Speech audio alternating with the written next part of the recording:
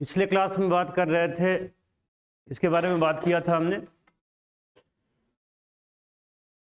Active passive element के बारे में बात किया। वो तो पहले बात कर चुके थे। उसके बाद किसके बारे में बात किया हमने?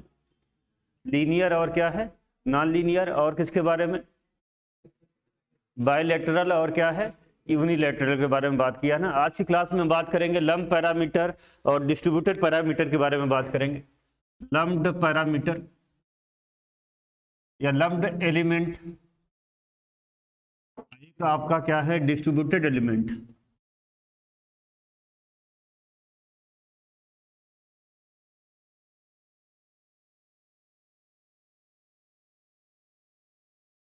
जो भी टॉपिक चल रहा है क्लासिफिकेशन ऑफ एलिमेंट में चल रहा है, यहाँ से एक आध बेसिक क्वेश्चन पूछे जाते हैं। अब बेसिक चीजें यहाँ पे बताई जा रही हैं। तो लंप पैरामीटर और डिस्ट्रीब्यूटेड पैरामीटर की बात की जाएगी, तो याद रखिएगा या एलिमेंट की बात की जाएगी। तो यहाँ लंप पैरामीटर में क्या होगा? जो भी प्रॉपर्टी जो होती है एलिमेंट की, वो क्या कर दी जाती है? एक जगह क्या करती जाती है?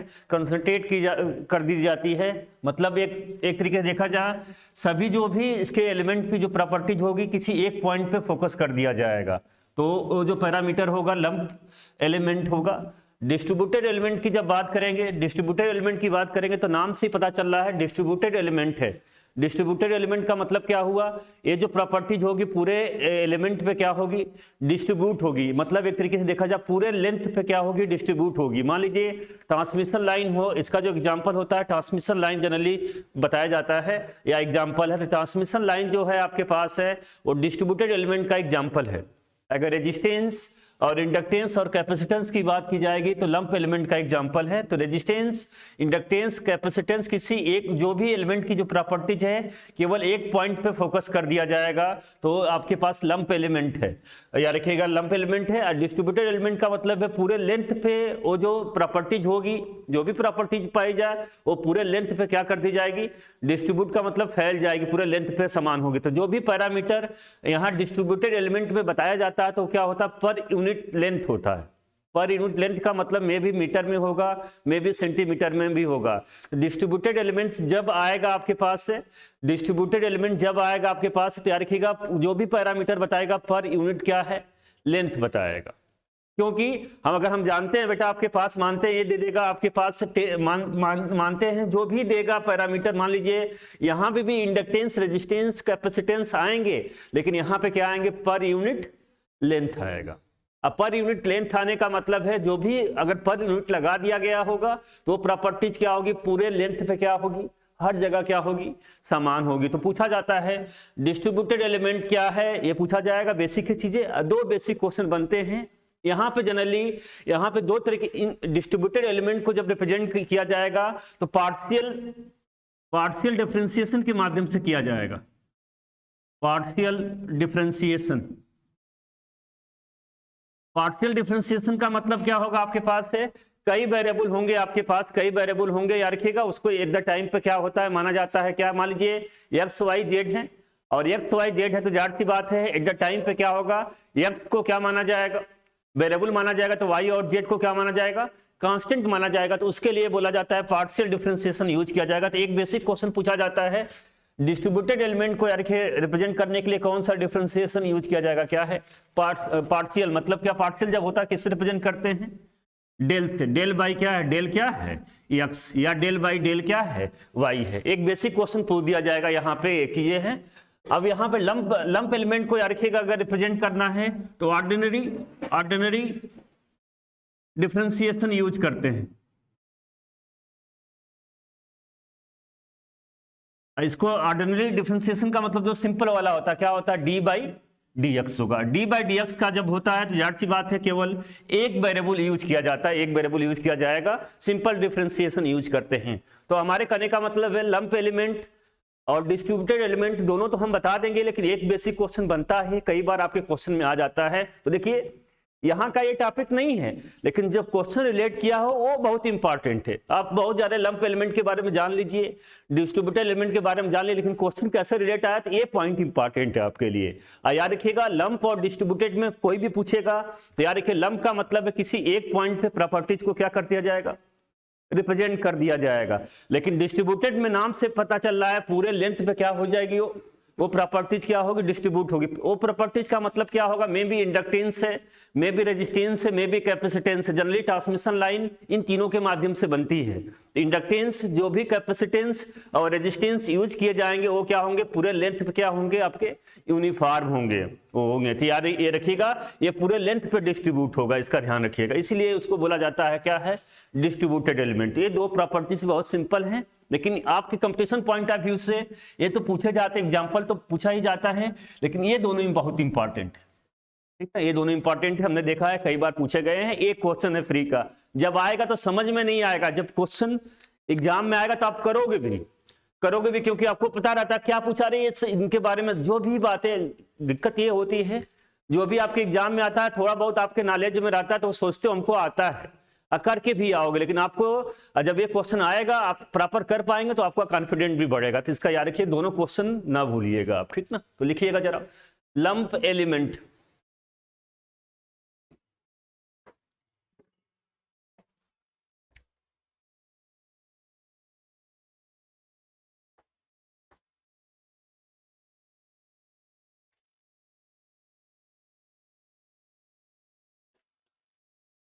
lump elements are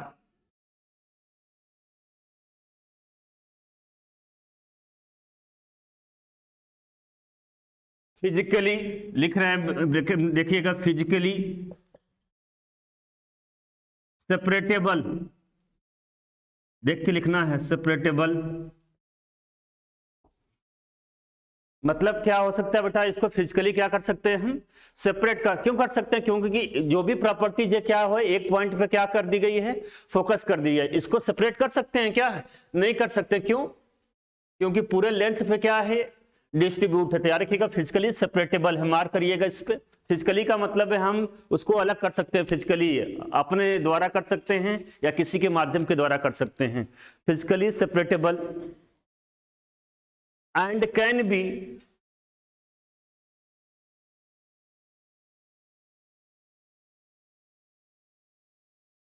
shown, shown, shown to be located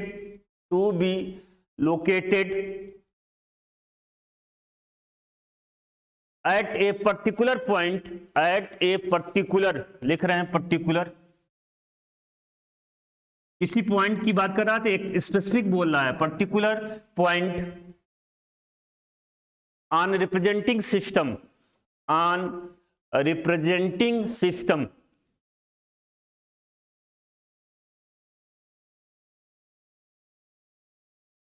full stop. किसी भी सिस्टम को, किसी भी एलिमेंट को रिप्रेजेंट कर सकते हैं यार किसी एक पॉइंट पे, और फिजिकली क्या कर सकते हैं, सेपरेट भी कर सकते हैं, क्योंकि एक पॉइंट पे वो फोकस है तो उसको सेपरेट भी कर सकते हैं। लिखिएगा एग्जांपल क्या है, रेजिस्टेंस, इंडक्टेंस एंड कैपेसिटेंस। सबसे इंपॉर्टेंट पॉइंट ये है, लिखिएगा, नेक्स्ट पॉइंट लिखिएगा, इंपॉर्टेंट पॉइंट मार्क करके लिखिएगा,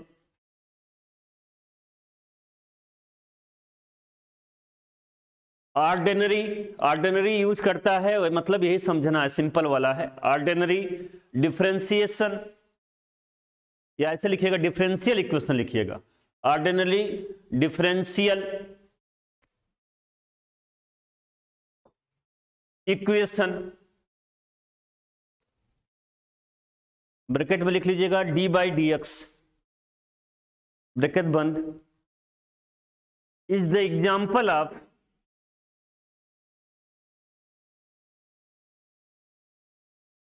लम्प्ड पैरामीटर,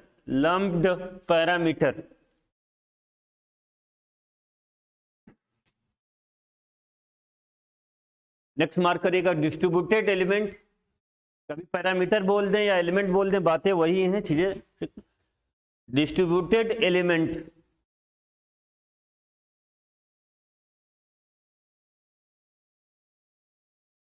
लिखिएगा, इसको फिजिकली सेपरेटेबल कर सकते हैं, नहीं कर सकते हैं, पहला क्वेश्चन बन जाता है, इसका ध्यान रखिएगा। लिखिएगा, डिस्ट्रीब्यूटेड पैरामीटर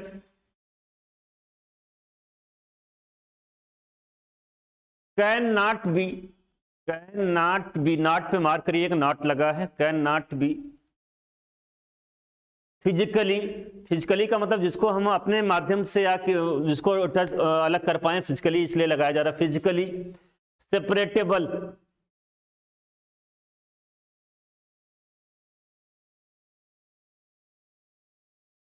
जब हम किसी चीज को हम फिजिकली सेपरेट नहीं कर पाएंगे तो किसी एक पॉइंट पर फोकस कर पाएंगे, उसको नहीं कर पाएंगे। लिखिएगा and hence HENCE, hence cannot be represent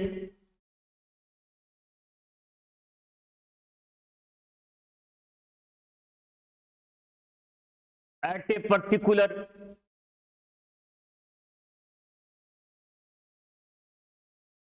place, PLAC, place OR,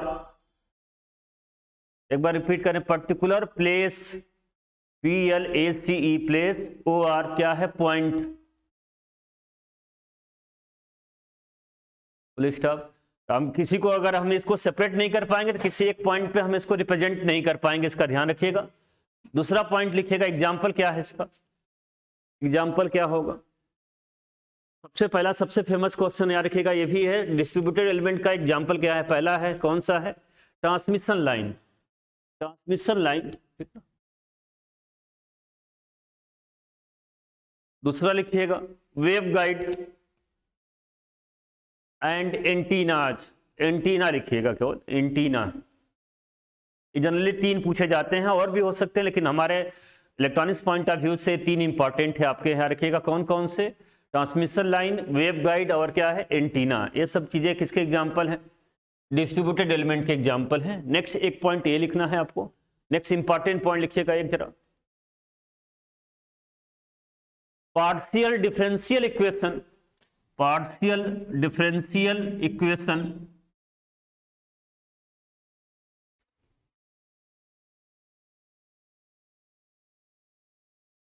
bracket में लिखिएगा del by del X, del by del X, bracket बंद,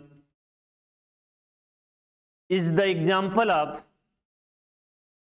एक बार रिपीट कर रहे हैं, ब्रैकेट में लिखिएगा del by del X, bracket बंद, is the example of distributed element. Partial पूछा तो आप क्या मारेंगे, आपके पास डिस्ट्रीब्यूटेड एलिमेंट की बात करेंगे। लंप एलिमेंट पूछा तो क्या मारेंगे, ऑर्डिनरी डिफरेंशियल इक्वेशन मारेंगे। इसका ध्यान रखिएगा, 1-2 क्वेश्चन बनते हैं।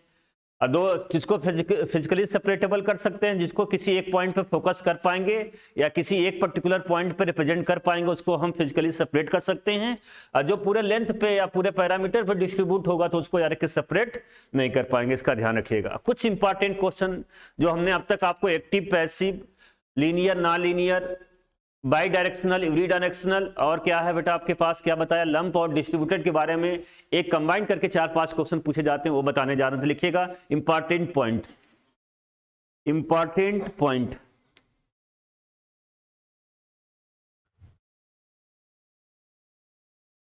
पूछा जा ओम्स लॉ, आपसे क्वेश्चन पूछा जा लीनियर के लिए लगेगा या नॉन लीनियर के लिए लगेगा, पता है किसके लिए है, लीनियर के लिए लिखा जाएगा। पूछा जाता है एक यहाँ पे, ये भी पूछा जाता है, पहले भी बताया हमने, एक फेमस क्वेश्चन पूछा जाता है, केवीएल केसीएल जो लॉ होता है, बताया ना, उससे रिलेट करके क्वेश्चन यहाँ बना हुआ है, पूछा जाता है केवीएल और केसीएल जो लॉ होता है वो किसके लिए अप्लाई कर सकते हैं, आपको बताना है।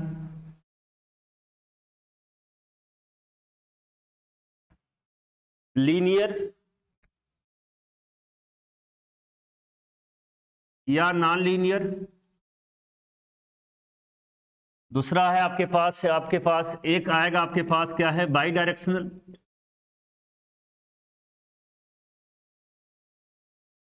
या यूनी डायरेक्शनल।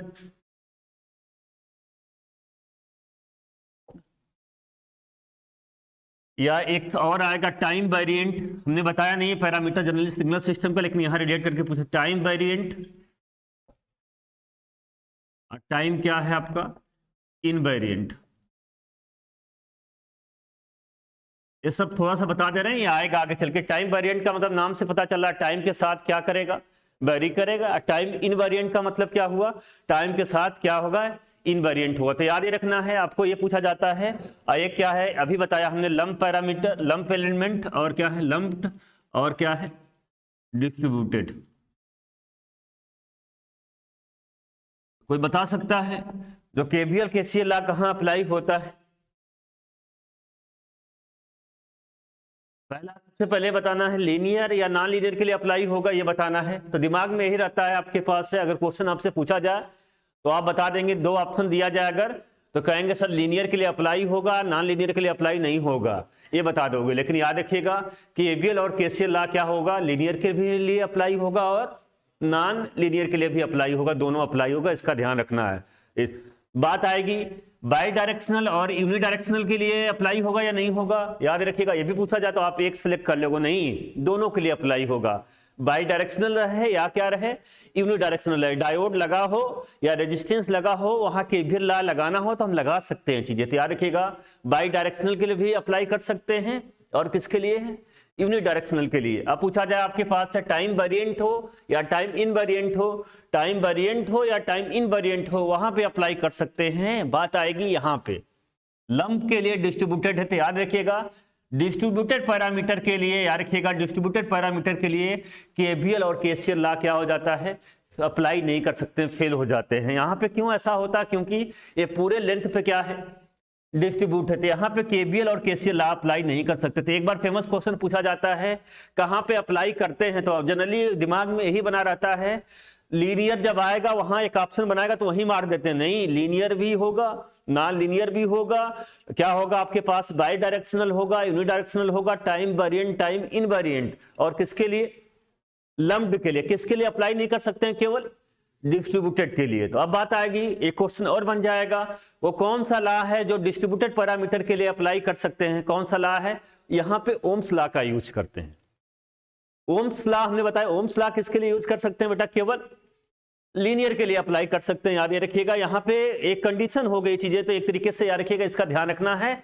लेकिन यहाँ पे भी डिस्ट्रीब्यूटेड एलिमेंट के लिए केवीएल और जहां पे भी एलिमेंट अगर किया जाएगा, डिस्ट्रीब्यूटेड एलिमेंट आ जाएगा, वहां पे केवीएल केसीएल लॉ नहीं लगा सकते हैं, याद रखिएगा, नहीं लगा सकते, लगाएंगे भी नहीं। और तो जाहिर सी बात है, ये डिस्ट्रीब्यूटेड एलिमेंट होगा तो कोई ना कोई लॉ लगना चाहिए, तो कौन सा लॉ यूज करते हैं, जनरली हम ओम्स लॉ यूज करते हैं। दूसरी बात आएगी, जो केवीएल और केसीएल लॉ होते हैं ये केवल क्या होते हैं, लो फ्रीक्वेंसी के लिए काम करते हैं, क्योंकि केवीएल और केसीएल लॉ लो फ्रीक्वेंसी के लिए काम करते हैं। हाई फ्रीक्वेंसी पे क्या इनका एप्लीकेशन, क्या जाहिर सी बात है, हाई फ्रीक्वेंसी पे इसका एप्लीकेशन नहीं कर सकते, फेल हो जाते हैं, क्योंकि वो माइक्रोवेव आएगा तो कुछ पैरामीटर आते हैं, हम बात करेंगे। तो याद रखिएगा केवीएल और केसीएल लॉ बेटा कहां पे फेल, एक तो किसके लिए फेल हो गया, नहीं अप्लाई कर सकते हैं, डिस्ट्रीब्यूटेड एलिमेंट के लिए नहीं अप्लाई कर सकते हैं, याद रखिएगा ये चीजें हैं। दूसरा कहां पे फेल हो रहा है, किस फ्रीक्वेंसी पे, हाई फ्रीक्वेंसी पे। जो जनरली क्या होता है, केवीएल और केसीएल लॉ जो होते हैं कहां पे यूज करते हैं, जनरली लो फ्रीक्वेंसी या मीडियम फ्रीक्वेंसी पे यूज करते हैं, बहुत हाई फ्रीक्वेंसी पे इसको भी यूज नहीं कर सकते हैं। वो बहुत ज्यादा इंपॉर्टेंट पॉइंट नहीं है, लेकिन ये ज्यादा इंपॉर्टेंट है, कहां पे अप्लाई कर सकते हैं। तो याद रखिएगा सब पे अप्लाई कर सकते हैं, किसको छोड़ के, डिस्ट्रीब्यूटेड एलिमेंट को। तो ये सबसे इंपॉर्टेंट पॉइंट है, बहुत बार पूछा जाता है। 99% लोग अगर नॉलेज है, पता है तो सही कर लेंगे, नहीं नॉलेज होगा तो जनरली नॉन लीनियर को अवॉइड कर देते हैं, एक ऑप्शन बना देता है लीनियर, नॉन लीनियर को एक में नॉन लीनियर हटा देगा, तो जनरली आप यही मार के आते थे। याद रखिएगा केवीएल केसीएल लॉ कहीं भी अप्लाई कर सकते हैं, केवल इसको छोड़ के, ठीक ना। तो लिखिएगा, समझ में बातें आ गई होंगी, 2 मिनट दे दिया बताने के लिए, तो लिखिएगा यहां पे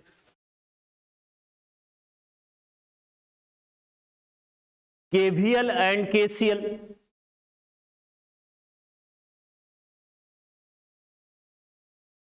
can we apply for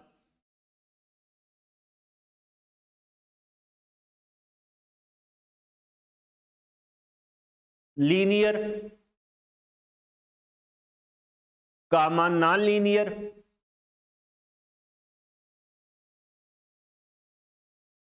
comma bidirectional, comma unidirectional,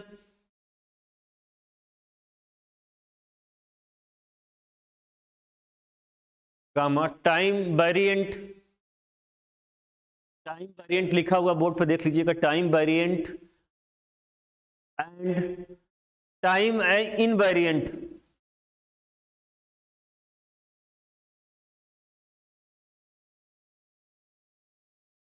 full stop, ठीक ना। लम्प्ड को अलग लिखाएंगे हम, ठीक ना।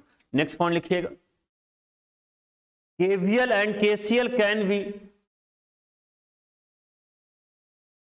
एक बार रिपीट करें, KVL and KCL can be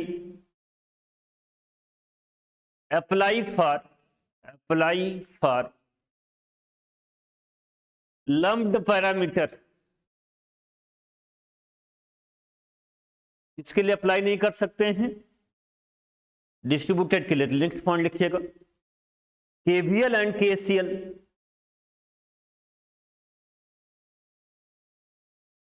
can not be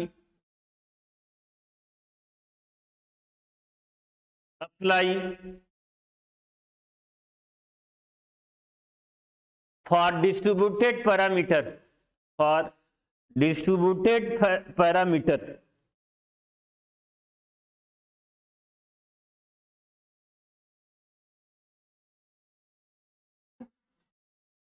next point लिखिएगा, ओम्स लॉ किसके लिए लगेगा, ये बताइए। ओम्स लॉ डिस्ट्रीब्यूटेड पैरामीटर के लिए तो यूज हो रहा, लंप पैरामीटर के लिए यूज नहीं होगा, क्या है? अगर इसके लिए यूज हो रहा तो इसके लिए भी क्या होगा, यूज होगा। ऐसा नहीं है डिस्ट्रीब्यूटेड एलिमेंट के लिए यूज, यहां पे तो ओम्स लॉ यूज नहीं कर पा रहे, नहीं केवीएल और केसीएल लॉ यूज नहीं कर पा रहे थे, लेकिन यहां पे हमने स्पेसिफिक बता दिया डिस्ट्रीब्यूटेड एलिमेंट के लिए यूज कर पाएंगे, तो लंप एलिमेंट के लिए भी यूज कर पाएंगे, दोनों के लिए यूज करेंगे। लेकिन याद रखिए केवीएल और केसीएल लॉ इसके लिए नहीं अप्लाई, इसलिए हमने बताया था ना, तो दिमाग में ना बैठा लीजिएगा ओम्स लॉ यहां पे नहीं अप्लाई होता, ओम्स लॉ यहां पे तो अप्लाई होगा ही ना।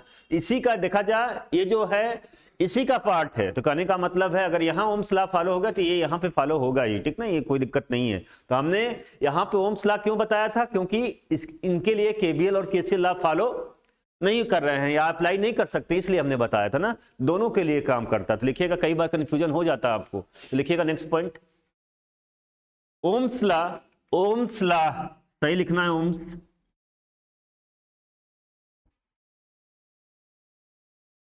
can be apply only linear circuit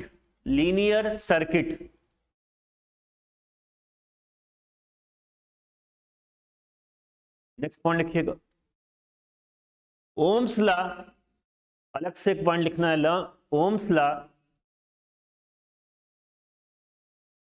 can be applied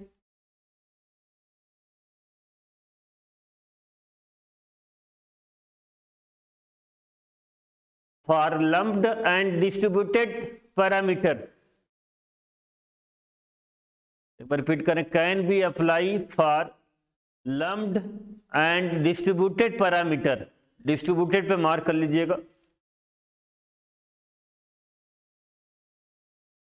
next point लिखिएगा, केवीएल और केसीएल लॉ और कहां फेल हो जाते हैं, किस फ्रीक्वेंसी के लिए, हाई फ्रीक्वेंसी के लिए। जनरली हम जो भी नेटवर्क थ्योरी पढ़ेंगे, ये सब चीजें बातें करेंगे, किस फ्रीक्वेंसी के लिए बात करेंगे, केवल है लो फ्रीक्वेंसी। कोई वैल्यू हम नहीं बता रहे हैं, लो फ्रीक्वेंसी का मतलब कोई वैल्यू नहीं बता रहे हैं, लेकिन जनरली एक क्वेश्चन पूछा जाएगा, फ्रीक्वेंसी से रिलेटेड क्वेश्चन पूछा जाएगा, तो क्या मारेंगे आप, किस फ्रीक्वेंसी के लिए फेल हो जाएगा, हाई फ्रीक्वेंसी के लिए। कौन सा लॉ फॉलो करेंगे, क्या करेंगे, वो आगे हम बात करेंगे। फिलहाल यहाँ पे एक पॉइंट याद रखना है, तो लिखिएगा यहाँ पे, इसके अंदर नहीं जा रहे, क्यों फेल हो जा रहा है, क्योंकि उसका एप्लीकेशन बताना पड़ेगा, वहां टॉपिक पे जाना पड़ेगा, तब बात करेंगे। यहाँ पे क्वेश्चन पूछा जाता है, वो पॉइंट को हम बता रहे हैं चीजें, ठीक ना। लिखिएगा, KVL and KCL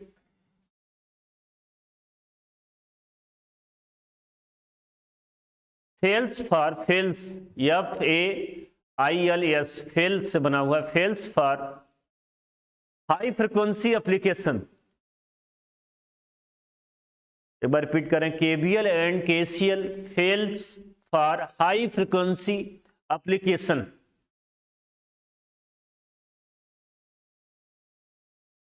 next point लिखिएगा, और जो भी हम यहाँ पे बात कर रहे हैं, एक तरीके से कौन सा टॉपिक है, पूरा का पूरा नेटवर्क एनालिसिस है या नेटवर्क थ्योरी है, जो भी मानिए।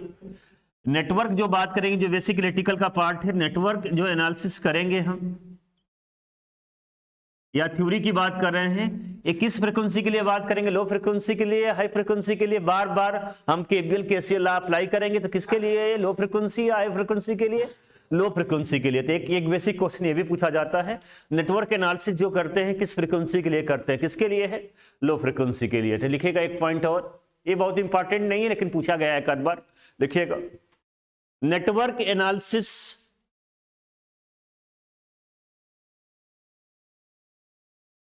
कैन बी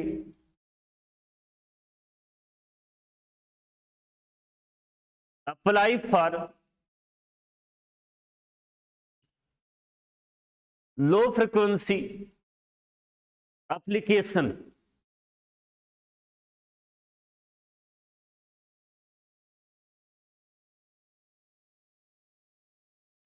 ये था पूरा का पूरा क्लासिफिकेशन ऑफ एलिमेंट में क्या क्या चीजें हैं। याद रखिएगा, इतने हैं, कम से कम 15 से 20 क्वेश्चन हमने बहुत इंपॉर्टेंट बताया है, उसी को आपको ध्यान रखना है। कहीं ना कहीं आपको मिलेंगे और कहीं ना कहीं पूछे भी जाते हैं, तो जो जो पॉइंट कराया क्वेश्चन अभी हम कराएंगे बाद में, और कहीं ना कहीं क्वेश्चन आपको मिलेगा, ठीक ना। तो आपके पास याद ये रखिएगा, आपको जो जो पॉइंट हमने इंपॉर्टेंट बताया उससे रिलेटेड इंपॉर्टेंट है। और यहाँ पे जो हमने इंपॉर्टेंट पॉइंट किया, केवीएल केसीएल वाला कई बार पूछा जाता है, इसीलिए हमने पॉइंट फोकस किया, गलत ना करिएगा हमेशा। देखिए आपको यहाँ क्लास में तो लग सकता है ये पॉइंट तो हम कर ले जाएंगे, अगर हम भी इस पॉइंट को फोकस नहीं करते हैं तो जब एग्जाम में पूछा जाता है उस समय गलत करके हम गारंटी ले सकते हैं आप आ सकते थे, करके आ जाए, क्योंकि है पॉइंट बहुत सिंपल। क्वेश्चन जब पूछा जाता है लगता है पॉइंट बहुत सिंपल, लेकिन गलत हो गया तो क्या मतलब है सिंपल पॉइंट का। तो याद रखिएगा, ध्यान रखना क्या क्या पॉइंट पे हमने मार्क किया है, और जो जो भी क्वेश्चन बनता था हमने अलग अलग पॉइंट मार्क करके आपको लिखा दिया है, बता दिया है, ठीक ना। इसका ध्यान रखिएगा। चलें आगे।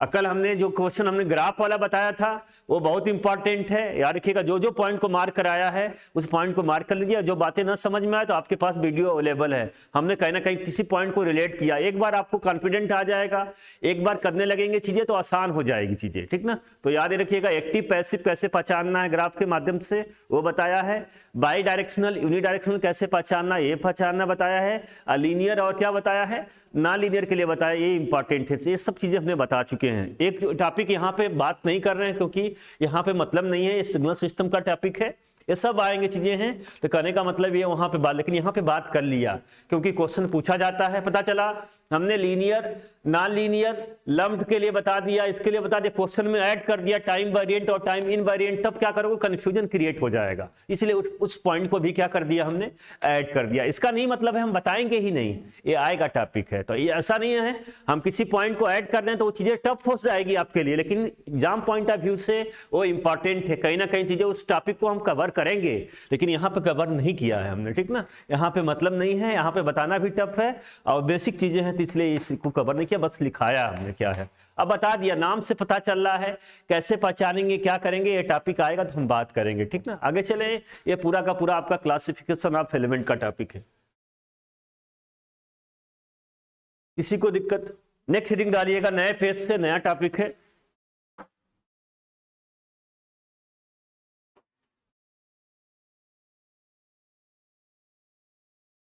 Classification of sources, classification of sources.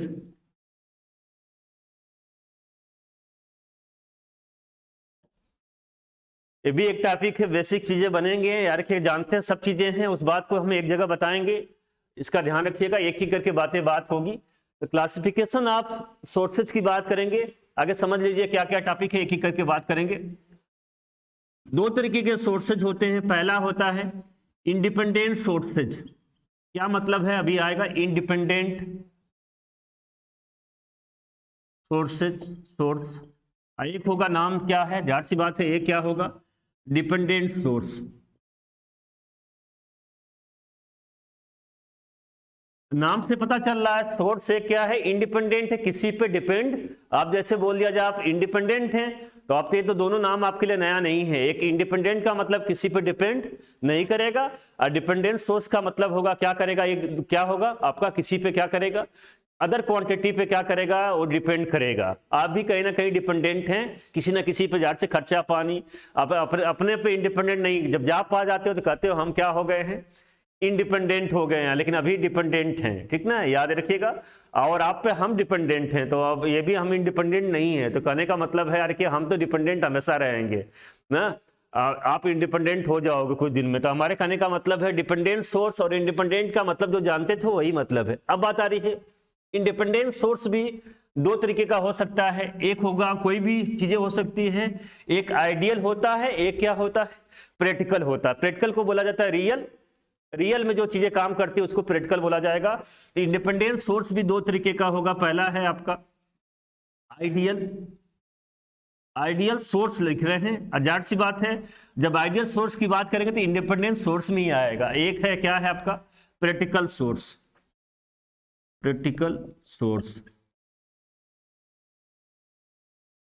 और यहां पे आइडियल सोर्स से प्रैक्टिकल सोर्स आ गया। जब आप सोर्सेज की बात आएगी तो आपके पास इलेक्ट्रिकल में दो तरीके के सोर्सेज होते हैं, एक क्या है वोल्टेज सोर्स और दूसरा क्या है करंट सोर्स। तो आइडियल सोर्स में भी दो सोर्सेज आएंगे, एक क्या होगा आपके पास क्या है वोल्टेज सोर्स, देखा जा आइडियल भी है वोल्टेज सोर्स भी है और इंडिपेंडेंट भी, एक ही चेन में चल रहा है, इसका ध्यान रखिएगा। तो वोल्टेज सोर्स और ये क्या है आपका करंट सोर्स।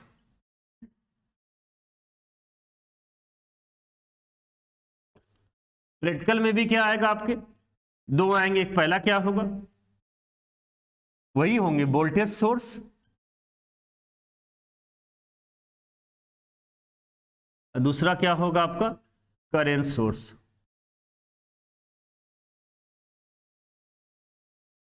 ठीक ना। तो हमारे करने का मतलब यहां पे जब वोल्टेज सोर्स की बात करेंगे तो आइडियल की बात करेंगे, आइडियल वोल्टेज सोर्स लगा देंगे ना।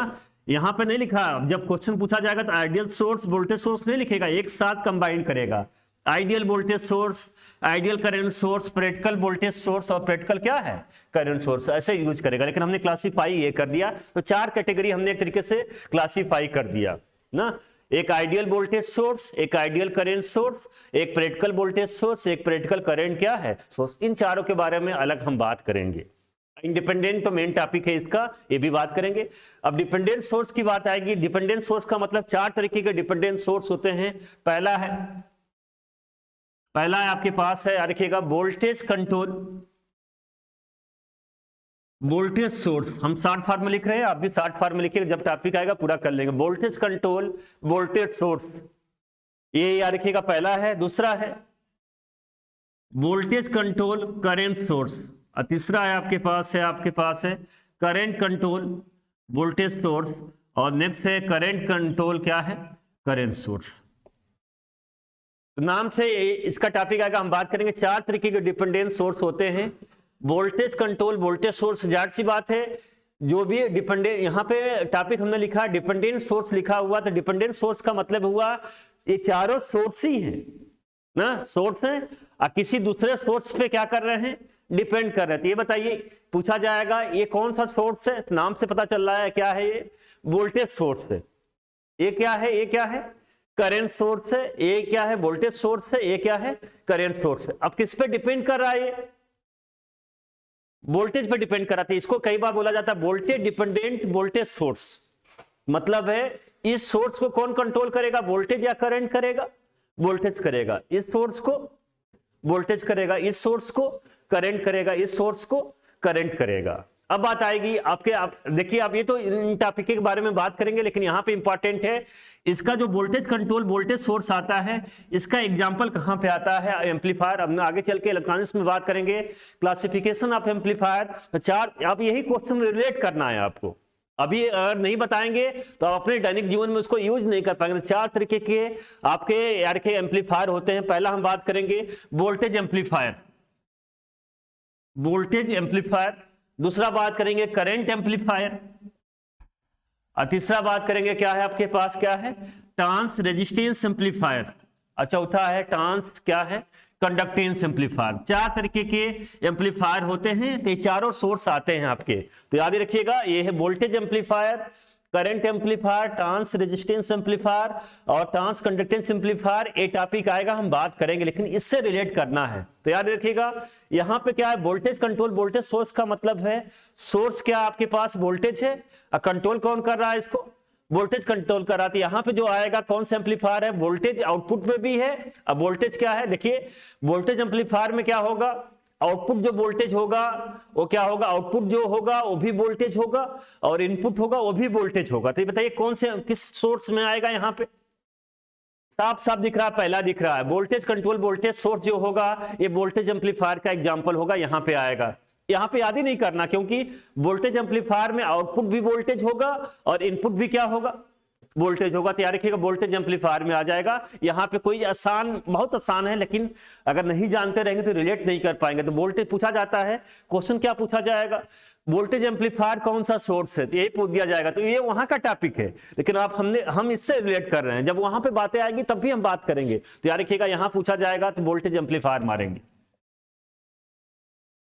ठीक है। अब आएगी इलेक्ट्रॉनिक्स में डिवाइसेस की बात आएगी। ओपेम जो होता है, जाहिर सी बात है, वोल्टेज एम्पलीफायर, एक तो वोल्टेज एम्पलीफायर हो गया। हम बात करेंगे ऑपरेशनल जो एम्पलीफायर होता है वो कौन सा सोर्सेज होता है। याद रखना है ऑपरेशनल एम्पलीफायर जो होता है क्या होता है, वोल्टेज कंट्रोल क्या होता है, वोल्टेज सोर्स होता है। तो ये क्वेश्चन और बन जाएगा। ओपेम पूछेगा ऑपरेशनल एम्पलीफायर क्या है, आपके पास कौन सी सोर्सेज है, किस सोर्स की तरफ बिहेव करता है, तो आपको ऑप्शन मारेंगे कौन सा है, वोल्टेज कंट्रोल क्या है, वोल्टेज सोर्स मार देंगे। तो ऐसा आपको बताना है। तो आपको बताना है यहाँ पे एक दूसरा आ जाते हैं, यहाँ पे बताना है आगे। सबसे पहले एम्पलीफायर वाला देख लीजिए क्या है आगे, आसान है, ये बताना है, सभी लोग बता सकते हैं। यहाँ पे क्या है, करेंट सोर्स और क्या बेटा, करंट कंट्रोल कर रहा था, दोनों करंट है, तो कौन सा आ जाएगा आपका, करंट एम्पलीफायर, करंट एम्पलीफायर। तो जनरली दो क्वेश्चन तो बहुत आसान बनते हैं, वोल्टेज एम्पलीफायर वाला, करंट एम्पलीफायर वाला। वोल्टेज एम्पलीफायर जब आएगा तो वहां पे जो सोर्स आएगा वोल्टेज कंट्रोल वोल्टेज सोर्स आएगा, और जहां पे करंट एम्पलीफायर होगा यहाँ पे करंट कंट्रोल क्या आएगा, करंट सोर्स आएगा। ये दोनों में कंफ्यूजन नहीं है। अब बात आएगी यहाँ दोनों में क्या होगा, यहाँ दोनों में क्या होगा, सोच के बताइए क्या होगा। रेज हैंड करना है कोई भी। तो सबसे पहले सर आपने ट्रांस रेजिस्टेंस एम्पलीफायर और ट्रांस कंडक्टेंस एम्पलीफायर तो बताया नहीं, थोड़ा सा बेसिक बता दीजिए, हम आपको बता देते हैं। ट्रांस रेजिस्टेंस का मतलब रेजिस्टेंस है। तो रेजिस्टेंस हमेशा जब भी एम्पलीफायर आता है तो आउटपुट अपन इनपुट रखते हैं। तो ये बताइए, सबसे पहले ये समझ जाइए, ये तो समझ में बताया गया, वोल्टेज एम्पलीफायर में आउटपुट भी वोल्टेज है और इनपुट भी वोल्टेज है। और किसमें, करंट एम्पलीफायर में क्या है, आउटपुट भी क्या है, करंट है, और इनपुट भी क्या है, करंट है। अब ट्रांस रेजिस्टेंस में बताना है तो आउटपुट को पहले रखते हैं और इनपुट को बाद में, आउटपुट अपन इनपुट करते हैं। तो ये बताइए ट्रांस रेजिस्टेंस में क्या होना चाहिए, आउटपुट वोल्टेज होगा या करंट होगा, वोल्टेज होगा, क्योंकि आउटपुट अपन इनपुट देखना है, रेजिस्टेंस आना चाहिए आपका। तो ट्रांस रेजिस्टेंस एम्पलीफायर में क्या होगा, आउटपुट जो होगा आपके पास वोल्टेज होगा, इनपुट क्या होगा, करंट होगा। तो ट्रांस रेजिस्टेंस हो गया। ट्रांस क्यों आ रहा है, क्योंकि आउटपुट और इनपुट दोनों को रिलेट, वोल्टेज और करंट दोनों को चेंज करना। यहाँ पे ट्रांस नहीं आया है क्योंकि वोल्टेज था, यहाँ पे क्या था, करंट है, यहाँ पे चीजें चेंज हो गई, इसलिए ट्रांस शब्द आ रहा था। ट्रांस रेजिस्टेंस का मतलब हो गया आउटपुट में वोल्टेज होगा और इनपुट में क्या होगी, करंट होगी। तैयार रखिएगा, ये ट्रांस रेजिस्टेंस हो गया।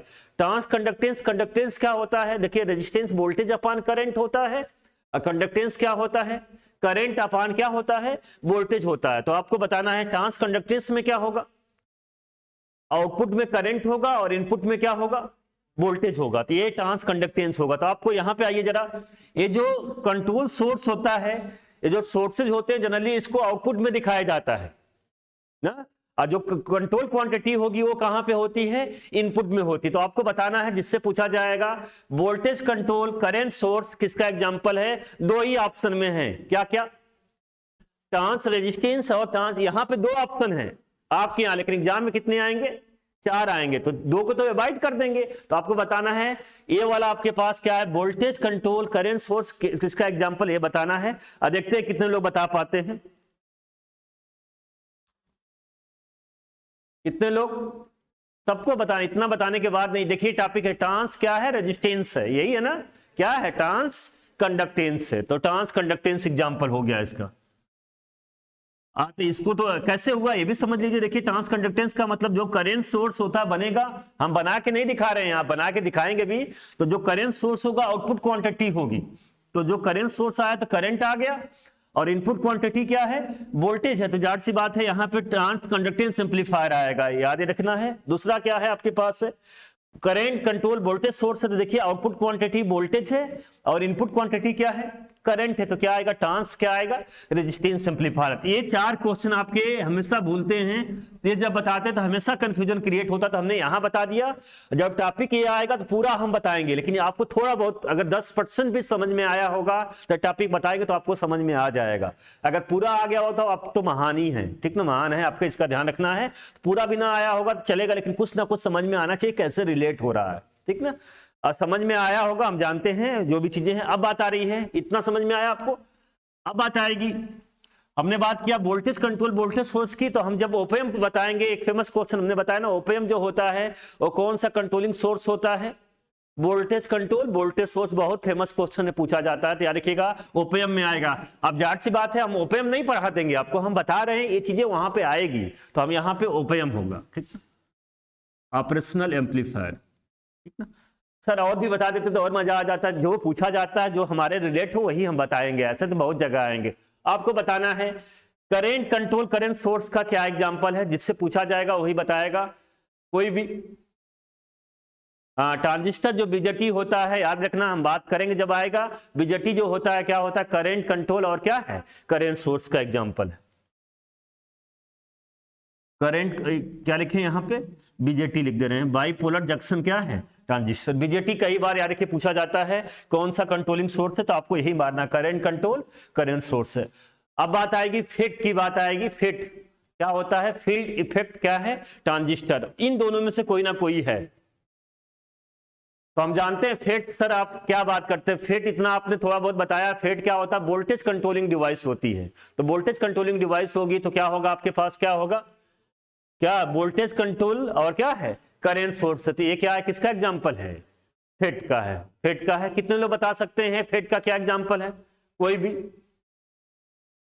यही है ना, voltage control current source. Voltage control याद रखिएगा, ये फेट का एग्जांपल है, आसान है सब याद रखिएगा। जब फेट आएगा तो हम इसकी बात तो करेंगे ही, जब एम्पलीफायर आएगा तो ये बात करेंगे, लेकिन जो बातें बात कर रहे थे फेट का कैसे एग्जांपल हम याद रखेंगे यहाँ पे। अभी हम बता रहे हैं चीजें, पूरा टॉपिक आएगा तो चीजें समझ में आ जाएंगी।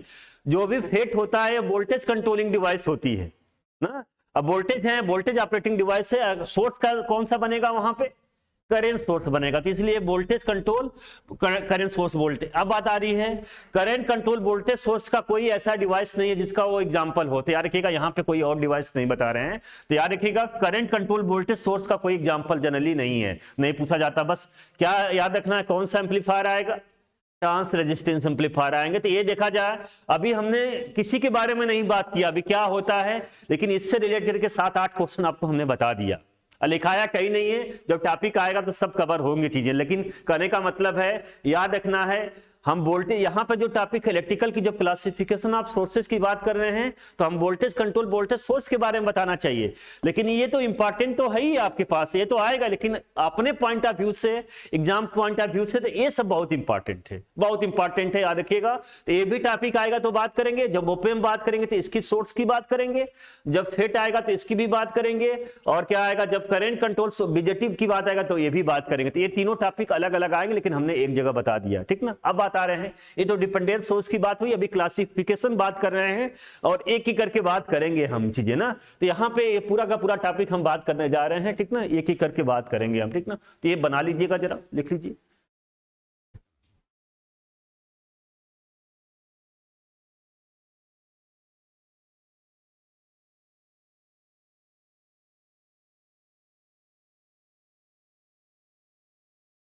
जैसे बनाया है और अच्छे से बना सकते तो आप अच्छे से बना लीजिएगा। जिसको ये लिखना होगा फुल फॉर्म लिख लेगा, वोल्टेज एम्पलीफायर। रुक जाइए जरा, इसको फुल फॉर्म लिख लीजिएगा आप, क्या है, transconductance amplifier, transresistance amplifier और करंट एम्पलीफायर लिख लीजिएगा, नहीं तो आपको समझ में नहीं आएगा, ठीक ना।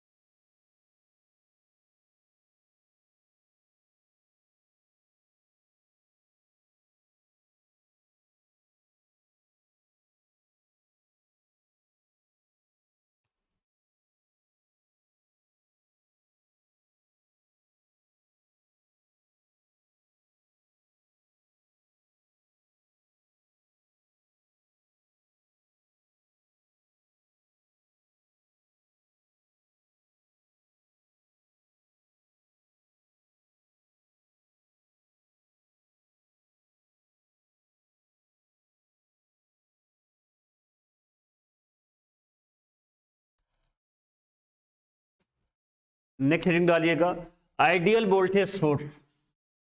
आइडियल वोल्टेज सोर्स, पहला हम बात कर रहे हैं आइडियल वोल्टेज सोर्स।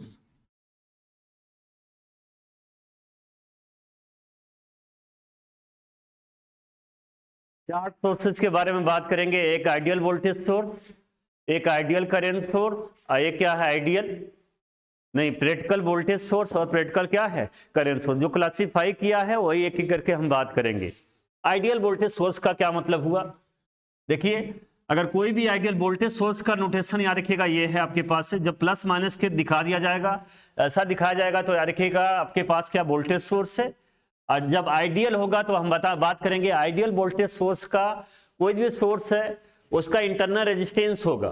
तो आइडियल जब आता है तो इंटरनल, आइडियल की जब बात आएगी तो दो बातें आएंगी, एक क्या होगा बेटा जीरो होगा, एक क्या होगा इनफाइनाइट होगा जब आइडियल की बात करेंगे। तो अब बात आ रही कंफ्यूजन होगा, चार तरीके में कंफ्यूजन आपको होता है, फिर से यहां कंफ्यूजन नहीं होना चाहिए। देखिए चार टॉपिक में हमेशा कंफ्यूजन होता है आपका, एक वोल्टेज सोर्स, दूसरा क्या है आपके पास है कहां कंफ्यूजन होता है वो बात करेंगे, जो जो पॉसिबिलिटी है वो एक एक करके बात करेंगे। तो वोल्टेज सोर्स दिमाग में बैठा लेंगे, क्या क्या कंफ्यूजन हो सकता है, कहां कहां गलत कर सकते हैं, वो हमको सब पता है, चीजें हम बताएंगे। तो वोल्टेज सोर्स है, यहाँ यहीं पे बोल लेगा बेटा किसके बारे में, वोल्ट मीटर के बारे में,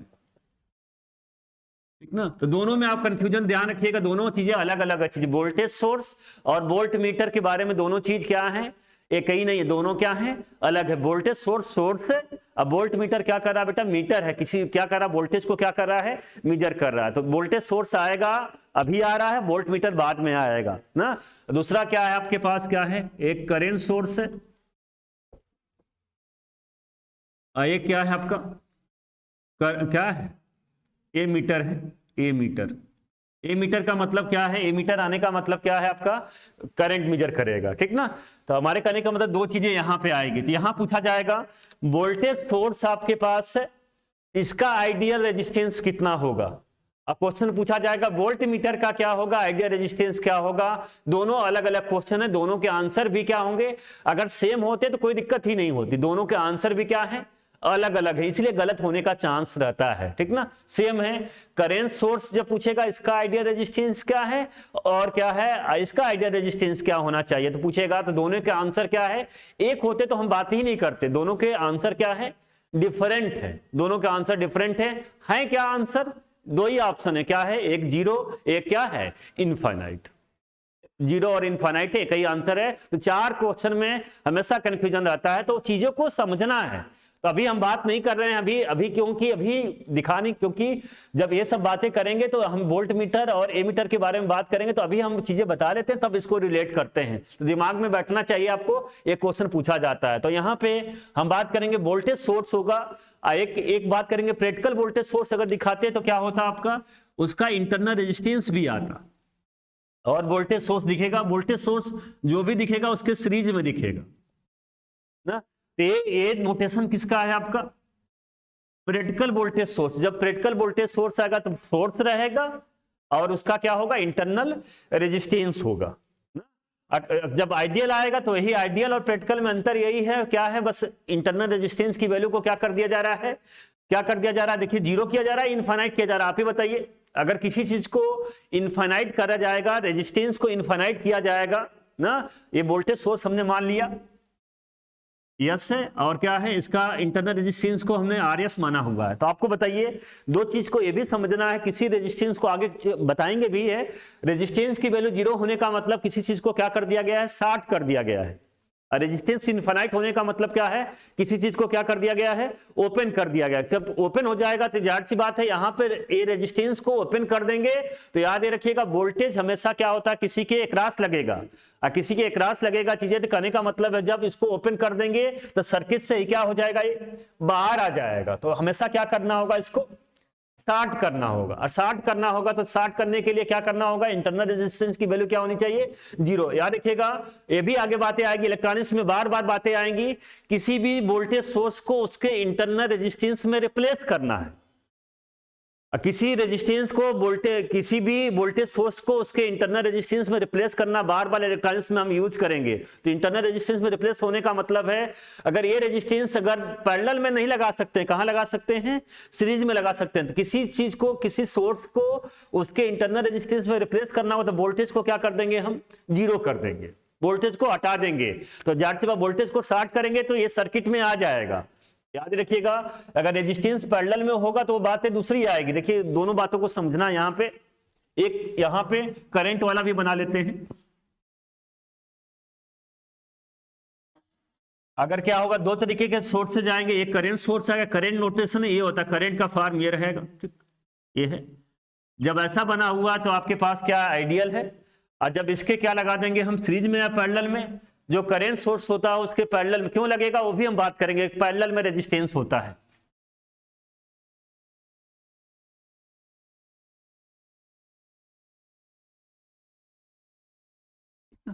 यहां पे क्या कनेक्ट होगा, यहां पे क्या, इस साइड क्या कनेक्ट होगा, जो जाहिर सी बात है क्या कनेक्ट करेंगे, लोड कनेक्ट होगा। अब सोर्स का क्या मतलब है, जब तक लोड, ये बताइए ये सब जो बैटरी, जो बल्ब लगे हुए हैं, पंखे लगे हुए हैं, इसको क्या बोला जाता है, हमने पहले बताया ये क्या है, लोड है। अगर लाइट आ रही है, करंट आ रही है, अगर हमने इसको याद रखिएगा हमने क्या ऑन नहीं किया हुआ तो इस लोड का क्या मतलब हुआ है। तो यहाँ पे वोल्टेज सोर्स और करंट सोर्स यूज करें, क्या लगाएंगे इसके आगे, लोड लगाएंगे, तभी तो पता चलेगा क्या चीज है। तो यहाँ पे लोड लगेगा, और लोड को यही रिप्रेजेंट करते हैं एक रेजिस्टेंस। ये जो भी बल्ब लगे हुए हैं, पंखे लगे हुए हैं, या जो भी चीजें हैं, वहां पे क्या है, लोड का एक जाहिर सी बात है उसका क्या होगा, एक रेजिस्टेंस होगा। तो उस रेजिस्टेंस को दिखा दिया जाता है, तो यहाँ पे हमने RL से दिखा दिया। तो याद ही रखना है जब भी current source, practical current source आएगा, आगे ये सोचना है, तो प्रैक्टिकल करंट सोर्स हमेशा क्या होगा, पैरेलल में रेजिस्टेंस लगेगा। अब वोल्टेज सोर्स के कहां लगेगा, सीरीज में लगेगा। पहला बेसिक क्वेश्चन नहीं भूलना यार, कि ये चीजें लगेगा। अब बात आएगी, ये समझ में आ गया। अब बात आ रही है यहां पे भी क्या लगेगा, लोड लगेगा, यहां पे भी लोड लगेगा ना, लोड लगेगा। और लोड लगेगा तो यहां पे देखिए मेन आपका काम क्या है, सोर्स जो दे रहे हैं, आइडियल और प्रैक्टिकल का मतलब समझिए। मेन यहां पे समझ लीजिए, यहां पे समझ लीजिए, मेन काम क्या है, जो भी सोर्स अप्लाई कर रहे हैं वो कहां जाए बेटा, लोड में जाए ना।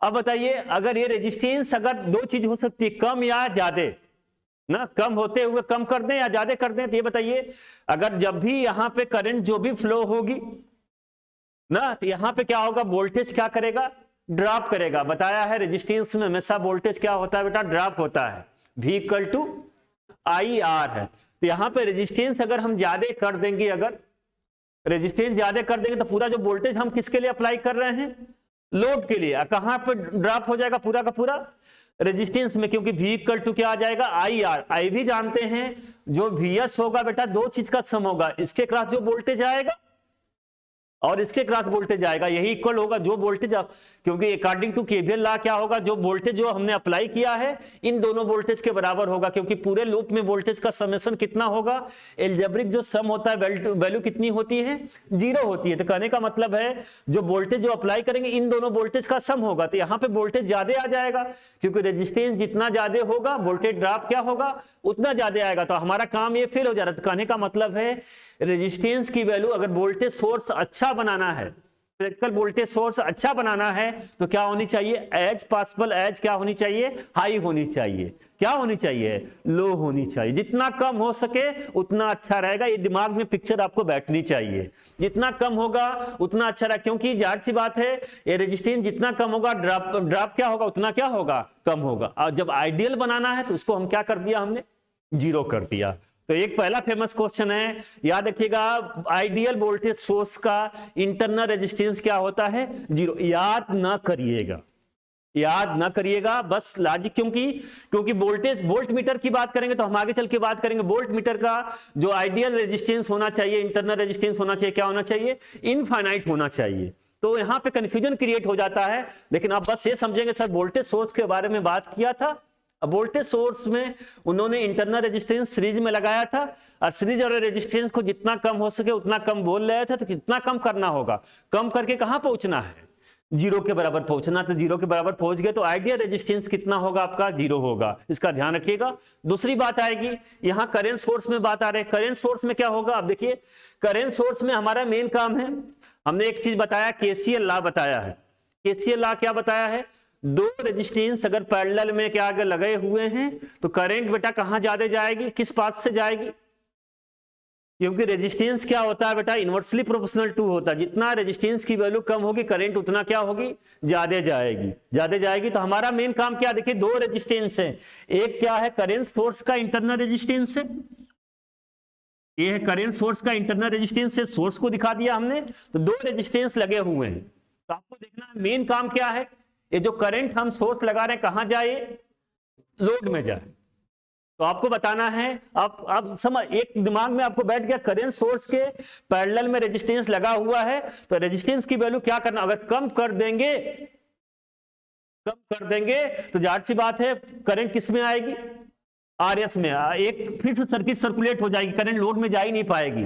तो लोड इस रेजिस्टेंस की वैल्यू जितना ज्यादा रखेंगे हम, जितना ज्यादा रखेंगे उतना ज्यादा करंट किस में जाएगी, लोड में जाएगी, क्योंकि हमेशा जो करंट जो दो पाथ में, जो दो पैरेलल पाथ हैं, तो करंट हमेशा लो पाथ से क्या जाती है, क्यों, किसके अकॉर्डिंग टू क्या, करंट डिवीजन ला या केसीएल ला बोल सकते हैं, उनके अकॉर्डिंग जाती है, हमने बताया है आपको, ये बार रिपीट नहीं कर रहे हैं चीजें हैं। तो याद ये रखिएगा, चीजें करने का मतलब है इसका रेजिस्टेंस क्या होना चाहिए बेटा, एज पॉसिबल एज क्या है, हाई होना चाहिए। हाई कितना कर सकते हैं आइडियल में, इनफाइनाइट। जब इनफाइनाइट किसी चीज को कर दिया जाएगा तो ये ओपन हो जाएगा, तो ओपन होने का मतलब यहां पे याद रखिएगा, जब हम इसको यूज करेंगे तो इस रेजिस्टेंस को हमने हटा दिया है तो ओपन हो गया है, ठीक ना। दूसरी बात आएगी, ये समझ में आएगा, तो याद रखिएगा करंट सोर्स का जो प्रैक्टिकल रेजिस्टेंस होना चाहिए एज पॉसिबल एज क्या होना चाहिए, हाई होना चाहिए। पहला फेमस, दूसरा क्या है, वैल्यू कितनी होनी चाहिए, इनफाइनाइट होनी चाहिए। अगर आपको वोल्टेज सोर्स का कॉन्सेप्ट पता हो गया, एक कॉन्सेप्ट पता है, तो ये चारों क्वेश्चन कर लेंगे।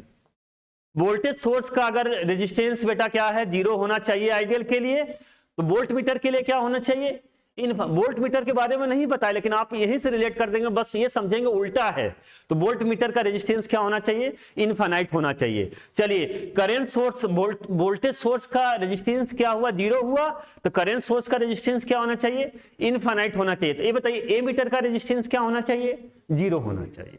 एक भी अगर कॉन्फिडेंट के साथ आपको पता है, चीजें समझना है, उल्टा क्या हो करना तो आप कर सकते हैं, लेकिन हमने दोनों बताया है, वोल्टेज सोर्स और करंट सोर्स के बारे में बता दिया। वोल्ट मीटर और ए मीटर का टॉपिक अलग है, वो यहाँ पे क्वेश्चन गलती करते हो इसलिए हमने नाम ले लिया, लेकिन हमारे कहने अगर नाम नहीं लेते तो आप चीजों को समझ नहीं पाते, क्योंकि चारों का नाम लेके हमने बताया था। क्योंकि आपको लगेगा ये तो आसान क्वेश्चन, लेकिन एग्जाम में क्या आता है, हमने बोला ना एग्जाम में दिमाग कम काम करता है। वोल्ट मीटर आएगा, कुछ दिमाग आपका काम करेगा, गलत मार के चले आएंगे, लेकिन आपको अगर कॉन्फिडेंट के साथ मारेंगे एक को पकड़ के, तो वो कॉन्फिडेंट आप में बिल्डअप करेगा, यही जरूरी है। हम नहीं कर रहे हैं, आप हो सकता है 90% लोग ये जानते रहे होंगे, जानना ना जानना हम नहीं समझ, लेकिन एग्जाम में इतनी बातें ऐसे जानते रहेंगे तो एग्जाम में गलत होने का चांस क्या रहेगा, कम रहेगा। वो बातें आपको समझ में आएगी चीजें, तो आपको रिलेट करके चीजों को चलना है चीजें, तो इसका ध्यान रखिएगा, ठीक ना। एक को कॉन्फिडेंट के साथ जानना है। अब बात आएगी एक और, हम बात करेंगे इलेक्ट्रॉनिक्स में बात आती है, किसी भी करंट सोर्स को उसको इंटरनल रेजिस्टेंस के द्वारा रिप्लेस करना। तो ये बताइए, जब यहाँ पे बोला वोल्टेज सोर्स को उसके इंटरनल रेजिस्टेंस से रिप्लेस करना, तो वोल्टेज सोर्स को क्या किया था, शॉर्ट किया था, एक तरीके से शॉर्ट करने का मतलब 0 किया था। अब बताइए इसको शॉर्ट कर देंगे, इसके रेजिस्टेंस से रिप्लेस करना है, तो इसको शॉर्ट कर देंगे तो ये भी क्या हो जाए, बात करेंगे एक रेजिस्टेंस लगा हुआ है, उसके पैरेलल पाथ को शॉर्ट कर देंगे तो रेजिस्टेंस भी क्या हो जाएगा, शॉर्ट हो जाएगा। आप जानते भी हैं, हम बताएंगे भी चीजें, तो ये जाहिर सी बात है, इसको ओपन करेंगे या शॉर्ट करेंगे, है ओपन करेंगे। तो याद रखिएगा करंट सोर्स को उसके इंटरनल रेजिस्टेंस से रिप्लेस करेंगे तो क्या करेंगे, हम ओपन करेंगे। अब वोल्टेज सोर्स को उसको इंटरनल रेजिस्टेंस से रिप्लेस करेंगे तो क्या करेंगे, उसको शॉर्ट करेंगे। अगर मान लीजिए इसको ओपन कर देते तो क्या होता, कोई बता सकता है, इसको ओपन कर देते तो क्या दिक्कत आती, इसको ओपन करने से क्या दिक्कत आई, कोई बता सकता है। अगर इसको ओपन कर देंगे तो सर्किट से ये रेजिस्टेंस क्या हो जाएगा, हट जाएगा। क्यों हटेगा, क्योंकि रेजिस्टेंस में करंट ही नहीं फ्लो होगी, करंट नहीं फ्लो होगी तो इस रेजिस्टेंस का कोई मतलब नहीं है। लेकिन हम बोल रहे हैं उस वोल्टेज सोर्स को उसके इंटरनल रेजिस्टेंस से रिप्लेस करना है, तो इसका मतलब होना चाहिए, यहां ओपन कर देंगे तो इस रेजिस्टेंस का कोई मतलब नहीं। हम बताएंगे आगे चल के, अगर रेजिस्टेंस अगर सर्किट से ओपन हो गया तो उस रेजिस्टेंस को हम कंसीडर नहीं करते हैं। तो यहाँ पे हमेशा क्या होना चाहिए, शॉर्ट होना चाहिए। यहां क्या होना चाहिए, ओपन होना चाहिए, याद रखिएगा।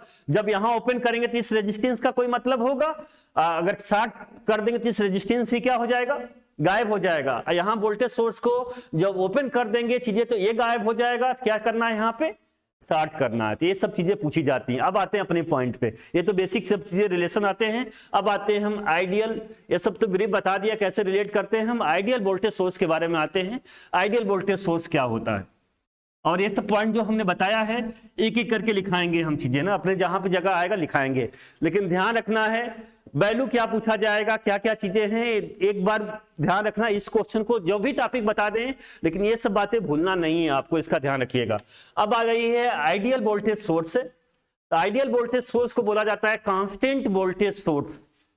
हमेशा वोल्टेज क्या रहेगा, ऑलवेज क्या रहेगा, कांस्टेंट रहेगा। करंट कितनी भी उससे ले लिया जाए, मतलब इस वोल्टेज सोर्स में हम तीन पॉसिबिलिटी बता रहे हैं। देखिएगा, ये वोल्टेज सोर्स लिया, इसमें एक लोड लगा दिया हमने,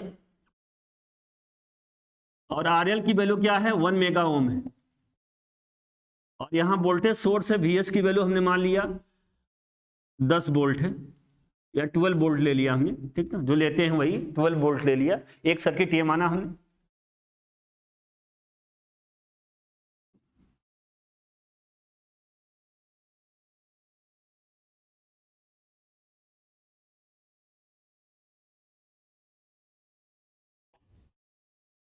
वीएस है इक्वल टू ए भी कितना है, 12 वोल्ट ही है, ठीक है। रेजिस्टेंस जो लोड रेजिस्टेंस को हमने चेंज कर दिया, 1 किलो ओम ले लिया हमने, एक सोर्स और ले लिया हमने।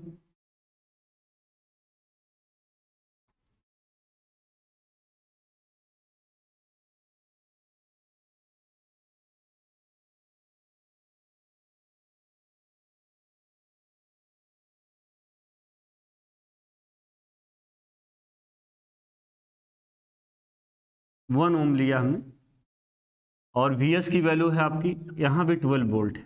मतलब वोल्टेज को हमेशा क्या रखा हमने, कांस्टेंट रखा, एक ही माना हुआ तीनों सर्किट में। अब बताइए इसमें जो करंट फ्लो होगी, आई जो करंट फ्लो होगी, आई, इसमें आई माना, यहाँ भी आई माना हमने, यहाँ भी आई माना, कितनी होगी आई बताइए आप ही। आई इक्वल टू क्या होगा, जो total voltage upon total resistance. तो आई इक्वल टू कितना होगा, टोटल वोल्टेज 12 अपॉन रेजिस्टेंस कितना है, 1 मेगा ओम है। मतलब कितना आएगा 12, अब मेगा ऊपर जाएगा तो माइक्रो आ जाएगा, तो माइक्रो क्या है, एम्पियर, क्योंकि करंट की यूनिट क्या होगी, एम्पियर हो जाएगी। यहां पे क्या आएगा बताइए, 12 अपॉन क्या है, 1 किलो ओम है, तो इक्वल टू कितना आएगा, 12 क्या है, मिली एम्पियर।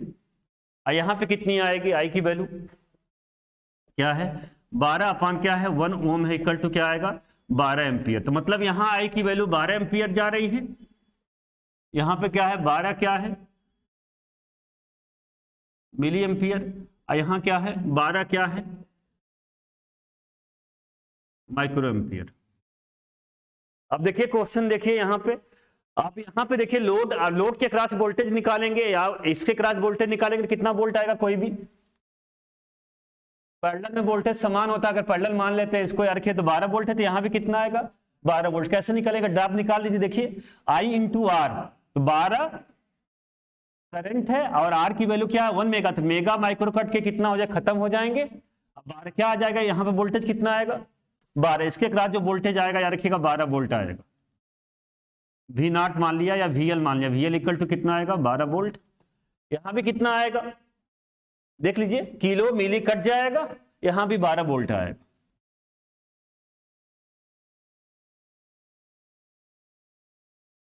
यहां भी कितना आएगा 12 volt.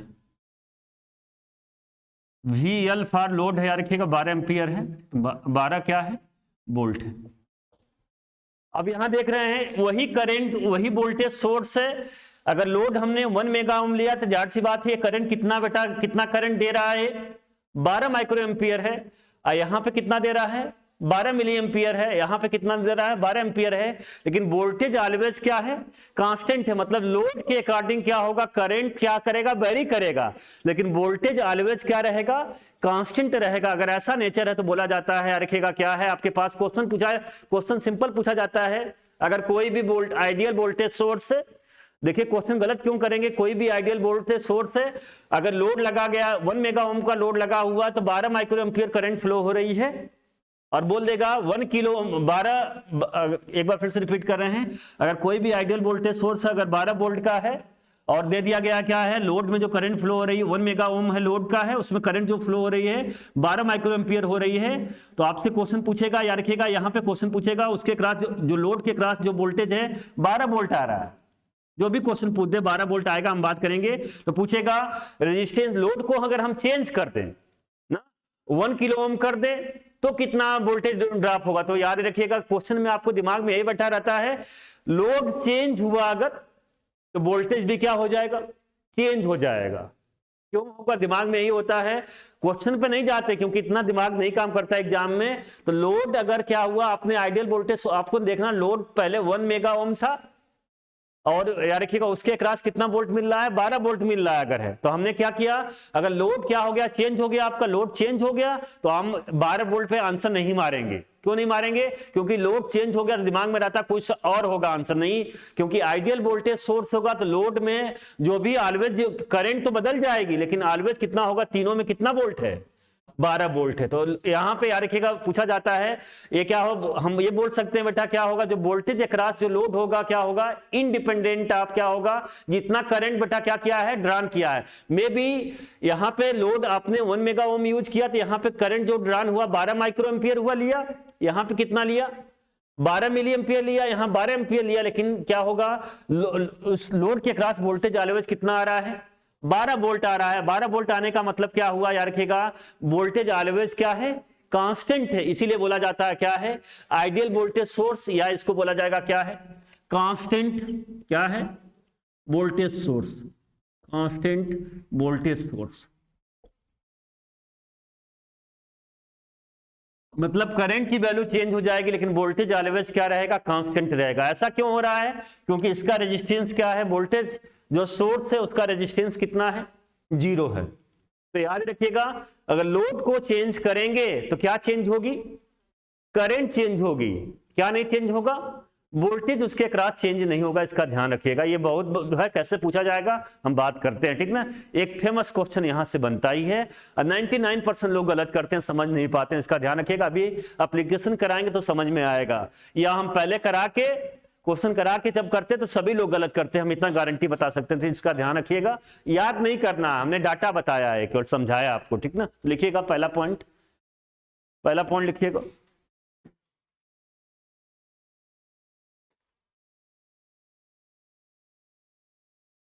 an ideal voltage source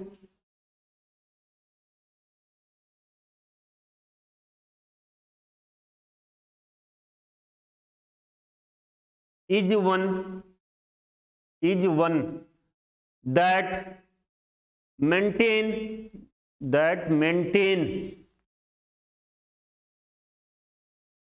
a constant terminal voltage,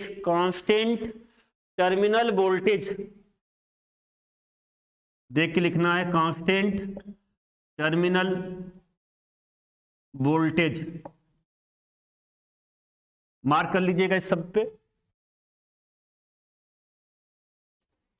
आगे लिखिएगा, no matter, no NO, no matter, MATTER, no matter how much HOW, how much current is drawn, मतलब लिया जा रहा है, DRAWN, मतलब आप कितना करंट बेटा, नो मैटर का मतलब हमने लिखा, no matter how much current is drawn का मतलब हुआ आप कितने करंट ले रहे हैं उससे नहीं मैटर नहीं है, वोल्टेज ऑलवेज क्या है, यहाँ पे कांस्टेंट है। याद रखिएगा कितना करंट लिया आपने, यहाँ पे 12 माइक्रो एम्पियर लिया, यहाँ 12 मिली एम्पियर लिया, यहाँ 12 एम्पियर लिया, इसका कोई मतलब नहीं है, चीजें हैं। मेन क्या है बेटा, वोल्टेज क्या ऑलवेज क्या रहेगा, है कांस्टेंट रहेगा, इसका इंपॉर्टेंट है, ठीक है। नेक्स्ट पॉइंट लिखिएगा, the output voltage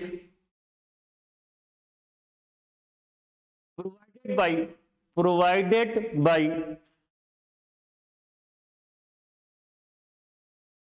ideal voltage source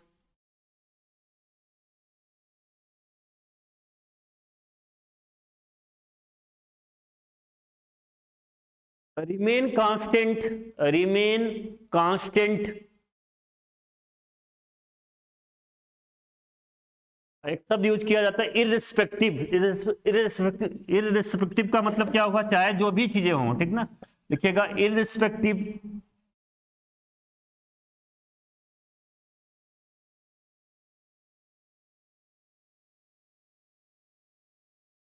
of current, नहीं आप अमाउंट ऑफ करंट लिखिएगा, आप अमाउंट ऑफ करंट,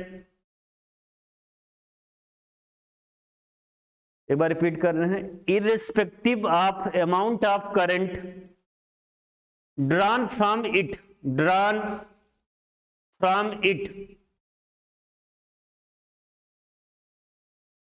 मतलब जो भी जितना भी चाहे करंट उससे ड्रॉन कर लें, ले लें, हमेशा वोल्टेज ऑलवेज क्या रहेगा, है कांस्टेंट रहेगा। ऐसा भी पूछा गया इसलिए हमने लिखाया हमने, ठीक ना। नेक्स्ट पॉइंट लिखिएगा, ये तीनों बना लीजिएगा जरा, नॉलेज के लिए केवल है, बना लीजिएगा तीनों जरा।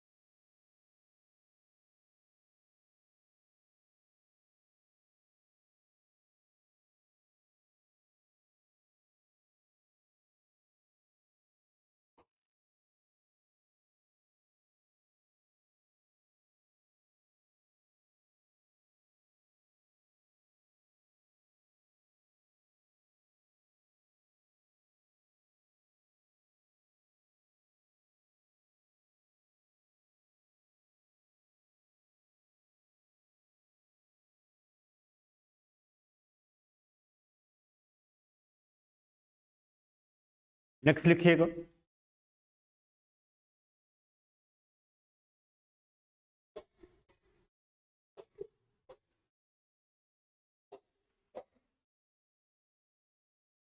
इंपॉर्टेंट पॉइंट, दो तीन पॉइंट और लिखने हैं आपको, लिखिएगा important point.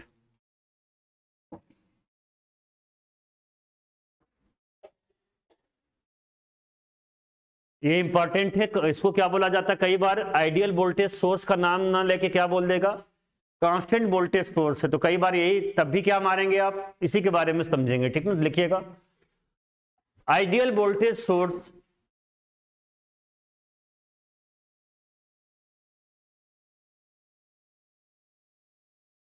Is also called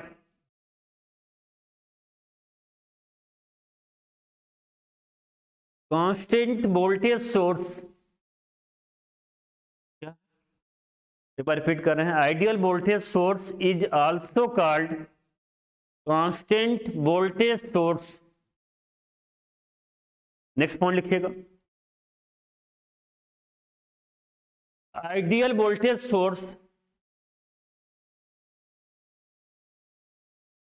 has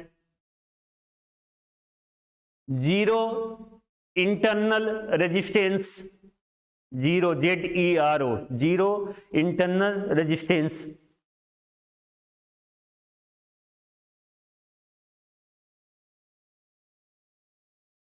किस पे इंडिपेंडेंट है, इंडिपेंडेंट का मतलब क्या, लोड की वैल्यू कुछ भी चेंज करे तो लोड पे क्या है, इंडिपेंडेंट है। लिखिएगा the voltage of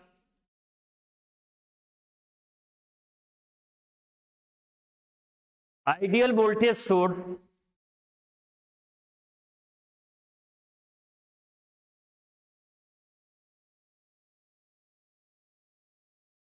is independent of load resistance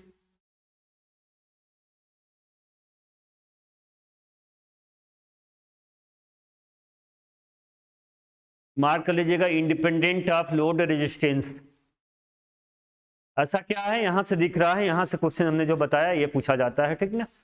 ये सब जब पूछा जाएगा तो ये सब नहीं दिया रहेगा, ये समझाया हमने क्या चीजें हैं। चलें आगे, नेक्स्ट है, मार्क करिएगा, हेडिंग मार्क कर लीजिएगा, इसी की सब हेडिंग है, मार्क करना, केवल हेडिंग ना डालिएगा। Characteristics of ideal voltage source, mark करिएगा, हेडिंग ना डालिएगा, मेन नई हेडिंग है। Characteristics of ideal voltage source,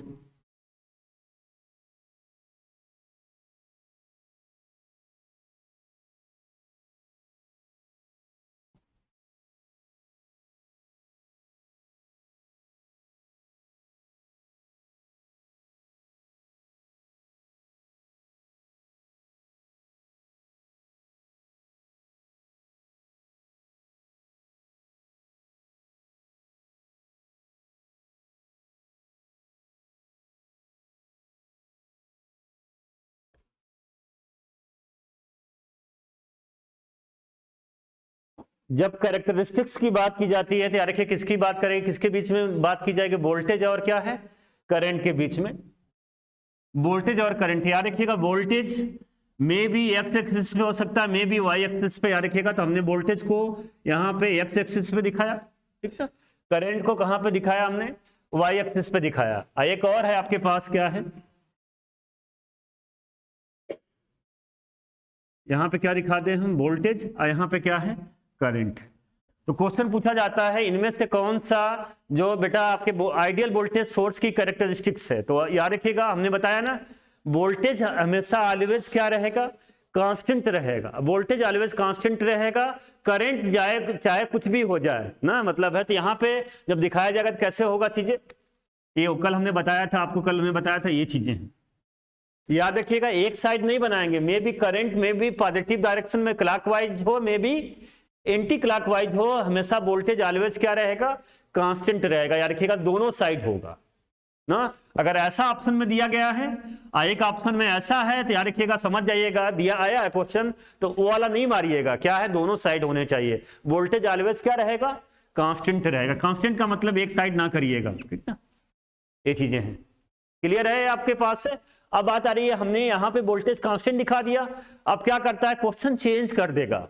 आपके दिमाग में मान लीजिए ऐसा बना हुआ है, आपने ये मार्क क्वेश्चन चेंज कर दिया, अब मार के यही आते, नहीं गलत हो जाएगा। अगर आपके ऑप्शन में ऐसा बना हुआ है तो गलत कर देंगे आप, तो आप मार के सर ने ऐसे ही नहीं बताया था, बना देंगे। यहाँ वोल्टेज कांस्टेंट होना चाहिए। याद रखिएगा किसके बारे में बात कर रहे हैं, आइडियल वोल्टेज। करंट सोर्स आएगा, आइडियल तो चेंज हो जाएगा। तो याद रखिएगा ग्राफ के माध्यम से आपको देखना आना चाहिए, वोल्टेज ऑलवेज कांस्टेंट है, क्या चेंज हो रहा है यहाँ पे, करंट चेंज हो रहा है। तो आपको यहां पे दिखाना होगा, ये भी ध्यान दे दीजिएगा, यहां पे वोल्टेज लिखा तो ग्राफ चेंज हो, किधर दिखाएंगे हम, इस साइड दिखाएंगे। अब दूसरी बात आएगी, पूछा जाता है, एक और क्वेश्चन बोलेगा, हमने बताया वोल्टेज सोर्स जो करंट सोर्स होता है एक्टिव या पैसिव है, एक्टिव या पैसिव है। याद रखिएगा क्या है आपका, क्या है आपका, एक्टिव है। एक्टिव क्यों है, क्योंकि किस पोर्शन में आ रहा है, सेकेंड में आ रहा है। आपका क्वेश्चन आपका हो जाएगा, सर ये इसमें तो फर्स्ट सेकेंड में आ गया है, तो नहीं, जब जो बात किया था वोल्टेज करंट के रिस्पेक्ट में बात किया था, क्योंकि निगेटिव रेजिस्टेंस आने का मतलब है वाई एक्सिस पे क्या होना चाहिए, वोल्टेज, और एक्स एक्सिस पे क्या होना चाहिए, करंट। तो इसका ध्यान रखिएगा, यहाँ पे अगर बात करेंगे तो वो वाला कॉन्सेप्ट फेल हो जाएगा। तो ध्यान रखना है, जो चीजें बताई गई है रेजिस्टेंस के रिस्पेक्ट में बताई गई है, तो वोल्टेज ऊपर होगा, करंट क्या होगा, नीचे होगा। तो कहने का मतलब वो वाला चीजें बात है। तो कहने का मतलब है ये एक्टिव डिवाइस है, यूनिलैटरल है या बाइलैटरल है, यूनी डायरेक्शनल है या बाई डायरेक्शनल है, यूनी डायरेक्शनल क्यों है बेटा, जो फर्स्ट कोऑर्डिनेट में आना चाहिए वही थर्ड में आना चाहिए, लेकिन फर्स्ट में जो आया वही किस में आया, सेकेंड में आया, यूनिलैटरल है। याद रखिएगा आपको बताना है चीजें, दो चीज पूछी जाती है, लीनियर है या नॉन लीनियर है। ये तो आसान है, क्यों नॉन लीनियर है, क्योंकि जो पैरामीटर होना चाहिए वो ऑलवेज कांस्टेंट होना चाहिए, लेकिन यहां पे क्या होना है, करंट चेंज हो रहा है लेकिन वोल्टेज क्या है, कांस्टेंट है। तो पैरामीटर क्या हो रहा होगा, चेंज हो रहा होगा। तो यहाँ पे क्या है, लीनियर या नॉन लीनियर है? तो क्वेश्चन पूछ दिया जाएगा वोल्टेज सोर्स के बारे में तो बताया हमने, तो वोल्टेज सोर्स लीनियर है या non linear? Non linear, by directional या यूनिडायरेक्शनल? यूनिडायरेक्शनल। और क्या बताया हमने, एक्टिव है या पैसिव है? एक्टिव क्यों है पहले बता चुके हैं, वाला कॉन्सेप्ट है। क्या है, एक्टिव होने के लिए इनफाइनाइट टाइम तक एनर्जी क्या करे, डिलीवर्ड करेगा। तो कोई भी वोल्टेज सोर्स होगा, करंट सोर्स होगा, वो किसी की टाइम लिमिटेशन नहीं है, इनफाइनाइट टाइम तक एनर्जी क्या होगा, सर्किट को क्या करेगा, डिलीवर्ड करेगा, देगा चीजें, ये चीजें। इसीलिए क्या है, वोल्टेज सोर्स और करंट सोर्स, ये चीजें यहाँ पे वोल्टेज सोर्स और करंट सोर्स के बारे में एक्टिव समझ में आया, क्वेश्चन बन जाता है लीनियर या नॉन लीनियर। तो हम पहले से बेसिक ग्राउंड बनाया हुआ बताने के लिए, तो पहले बात कर दिया था, एक्टिव पैसिव में भी कंफ्यूजन नहीं, लीनियर नॉन लीनियर में कंफ्यूजन नहीं, और किसमें, यूनिडायरेक्शनल और क्या है। तो क्वेश्चन अलग अलग भी आते हैं, मिक्स करके भी आते हैं, तो आपको सभी क्वेश्चन तैयार हो गए, ठीक ना। बना लीजिएगा दोनों, सबसे पहले ये बनाइएगा और उसके बाद ये बना लीजिएगा, दोनों साइड साइड में बना लीजिए।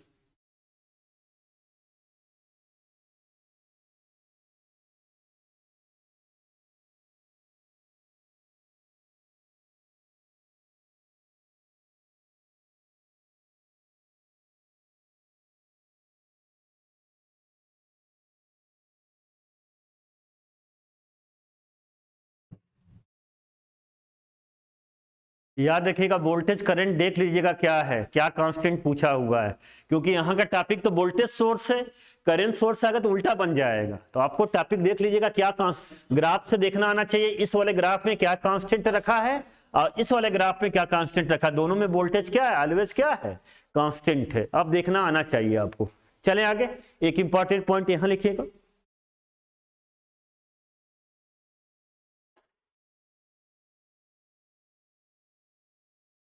Ideal voltage source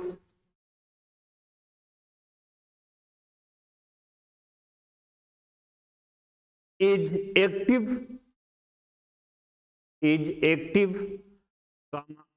non-linear and unidirectional element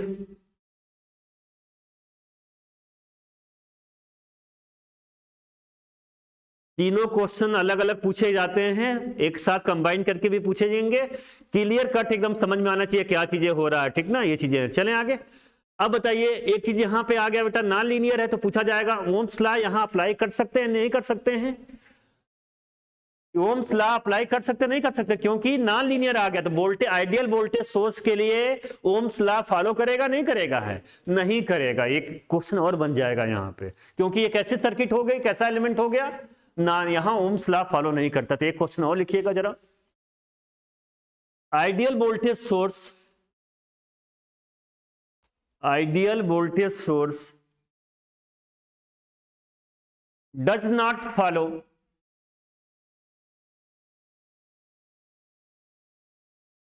Ohm's law.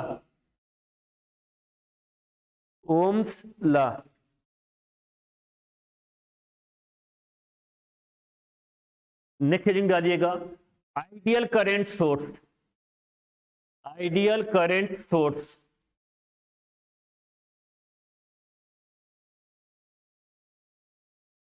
या क्या बोला जाएगा इसको, हाँ अब इसी के एनालॉगस सब चलेगा, उल्टा होती चली जाएंगी चीजें। लिखिएगा, ब्रैकेट में लिखिएगा, कांस्टेंट करंट सोर्स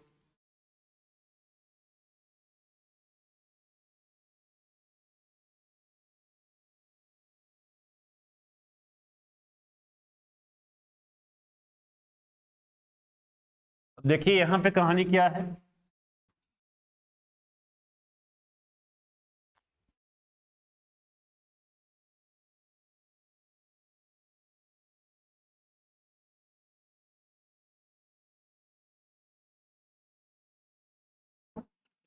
अब यहां पे हमने सोर्स लिया, आइडियल करंट सोर्स लिया है आपके पास है,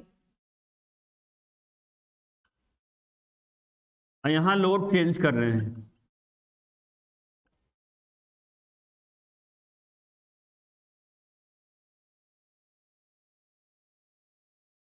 ये नोटेशन याद रखिएगा, जहां पे एरो मार्क बना हुआ है करंट सोर्स का नोटेशन है, पहली बार बताया है, कहीं लिखा नहीं रहे हैं चीजें, बता रहे हैं चीजें, करंट सोर्स का नोटेशन है, पता भी आपको है। अब ये क्वेश्चन तो नहीं पूछा जाएगा ना, ये किसका नोटेशन है, ये सब क्वेश्चन पुराने थे, अब नहीं पूछे जाते हैं।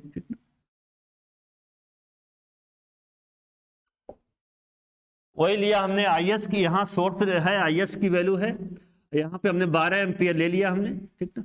यहाँ पे क्या है, हमने लोड रेजिस्टेंस की वैल्यू 1 मेगा ओम लिया हमने, यहाँ भी लोड रेजिस्टेंस की वैल्यू क्या लिया हमने, 1 किलो ओम, और लोड रेजिस्टेंस की वैल्यू क्या ले लिया हमने, 1 ओम है। और सब में कितना करंट है आपका, IS इक्वल टू कितना है, 12 एम्पियर है।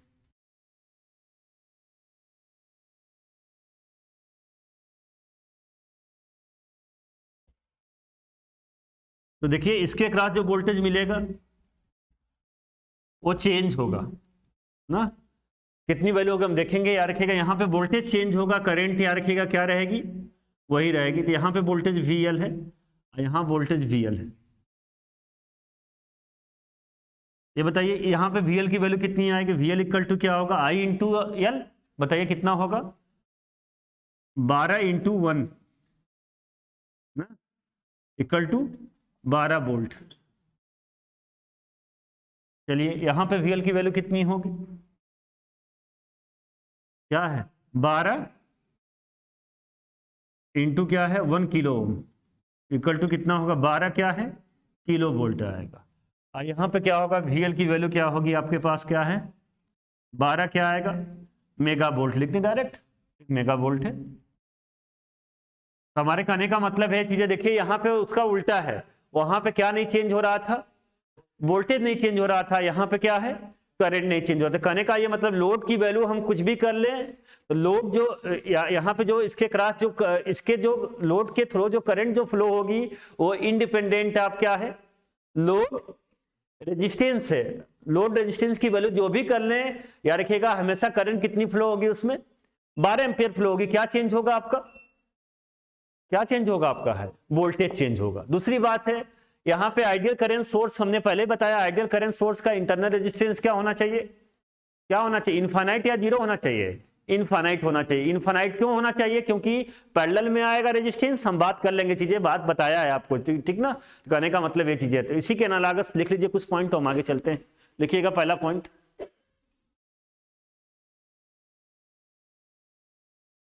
An ideal current source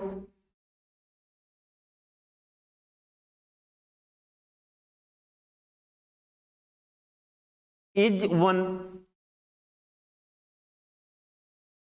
which will supply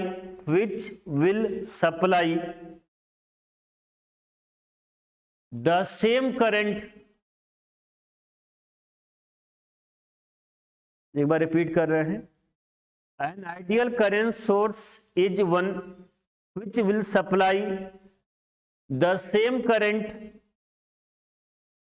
to any load, resistance, connected across terminals।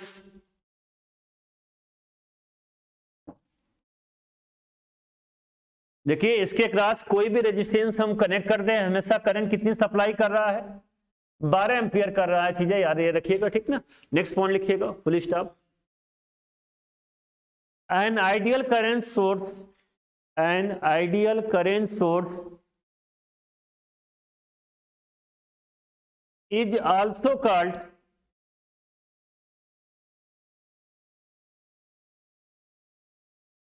constant current source,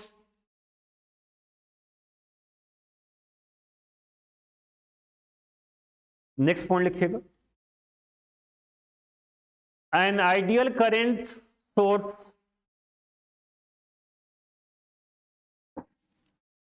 has infinite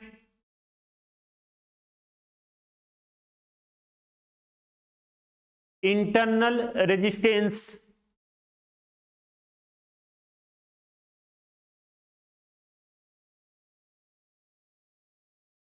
mark कर लीजिएगा इनफाइनाइट पे। याद नहीं रखना है, चीजों को समझना है, क्यों गलत यहां एकदम नहीं करना है आपको, ठीक ना, होगा भी नहीं गलत, ठीक ना। नेक्स्ट है ये बना लीजिएगा तीनों। ये केवल नॉलेज के लिए बता रहे हैं, बस आज के बाद समझ जाइए और इसका कोई मतलब नहीं है, दोबारा रिपीट करने की जरूरत ही नहीं है इसको, ठीक।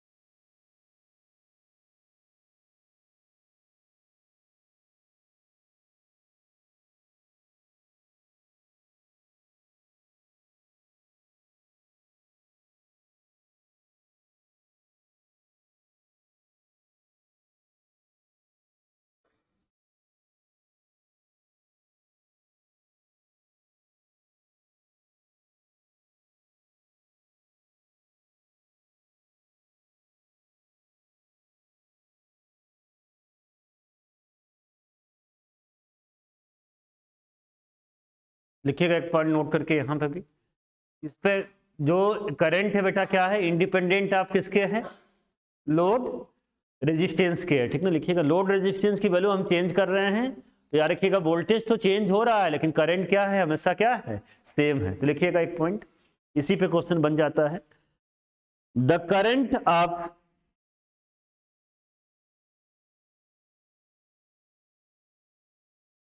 An ideal current source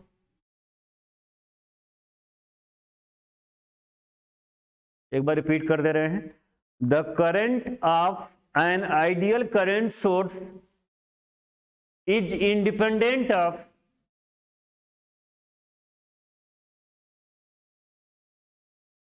load resistance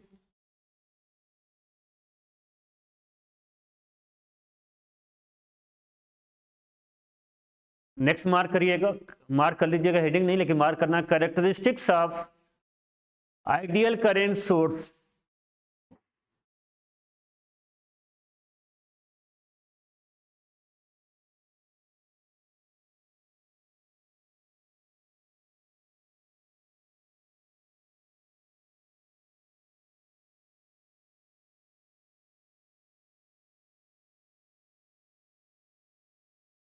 एक बार रिपीट कर रहे हैं, characteristics of ideal current source, ठीक ना, लिख लीजिएगा आप।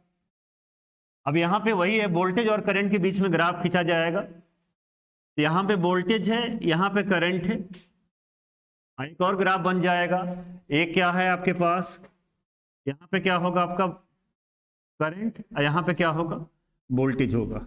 ये आपके लिए नया नहीं है, यहाँ पे दिखाएंगे तो क्या दिखाएंगे, यहाँ का उल्टा हो जाएगा, तो यहाँ पे क्या होगा, करंट ऑलवेज क्या रहेगी, कांस्टेंट रहेगी, और क्या चेंज होगा, वोल्टेज चेंज हो रहा था। यहाँ पे दिखाएंगे तो क्या होगा, ग्राफ क्या हो जाएगा, ऐसे चेंज हो जाएगा। ये नया नहीं है।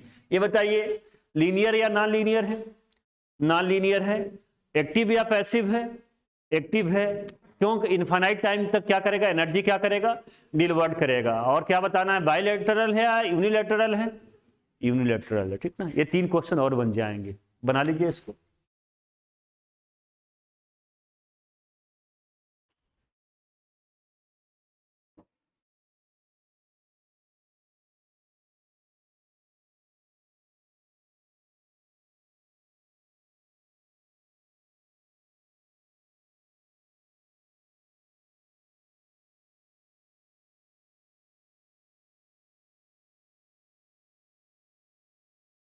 लिखिएगा एक पॉइंट यहां, important point, an ideal current source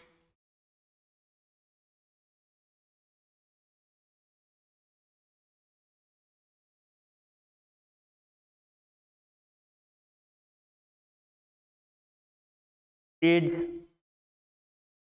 active comma non linear and unidirectional element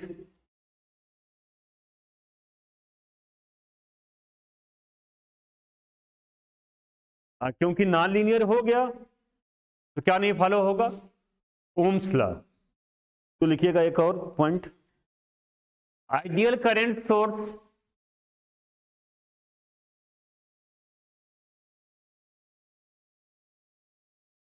does not follow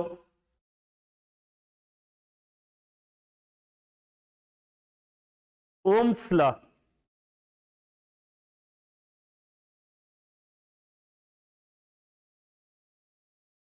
एक क्वेश्चन लिखिएगा जरा, एक क्वेश्चन लिखिएगा,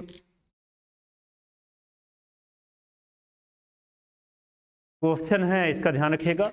कई क्वेश्चन हमने बता दिया और लिखाया नहीं है चीजें ना, आपको कहीं ना कहीं चीजें मिलेगा, कहीं ना कहीं जेबी गुप्ता में मिलेगा, कहीं ना कहीं हम कराएंगे, कहीं ना कहीं एग्जाम में मिलेगा, कहीं कहीं डायरेक्ट एग्जाम में मिलेगा, और सब मिल जाएगा आपको, ठीक ना। लिखिएगा, a constant current source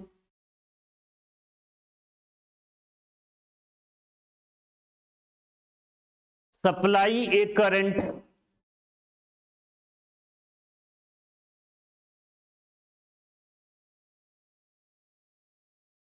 of 300 milli ampere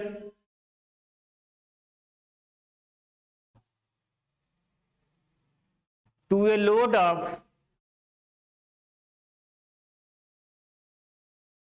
1 kilo ohm, 1 kilo ohm. एक बार रिपीट कर दे रहे हैं, a constant current source supply a current of 300 milliampere to a load of क्या है, 1 kilo ohm, comma when the load is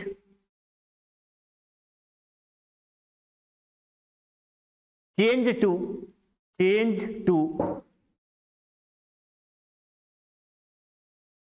100 ohm, 100 ohm, 100 ohm, comma the load current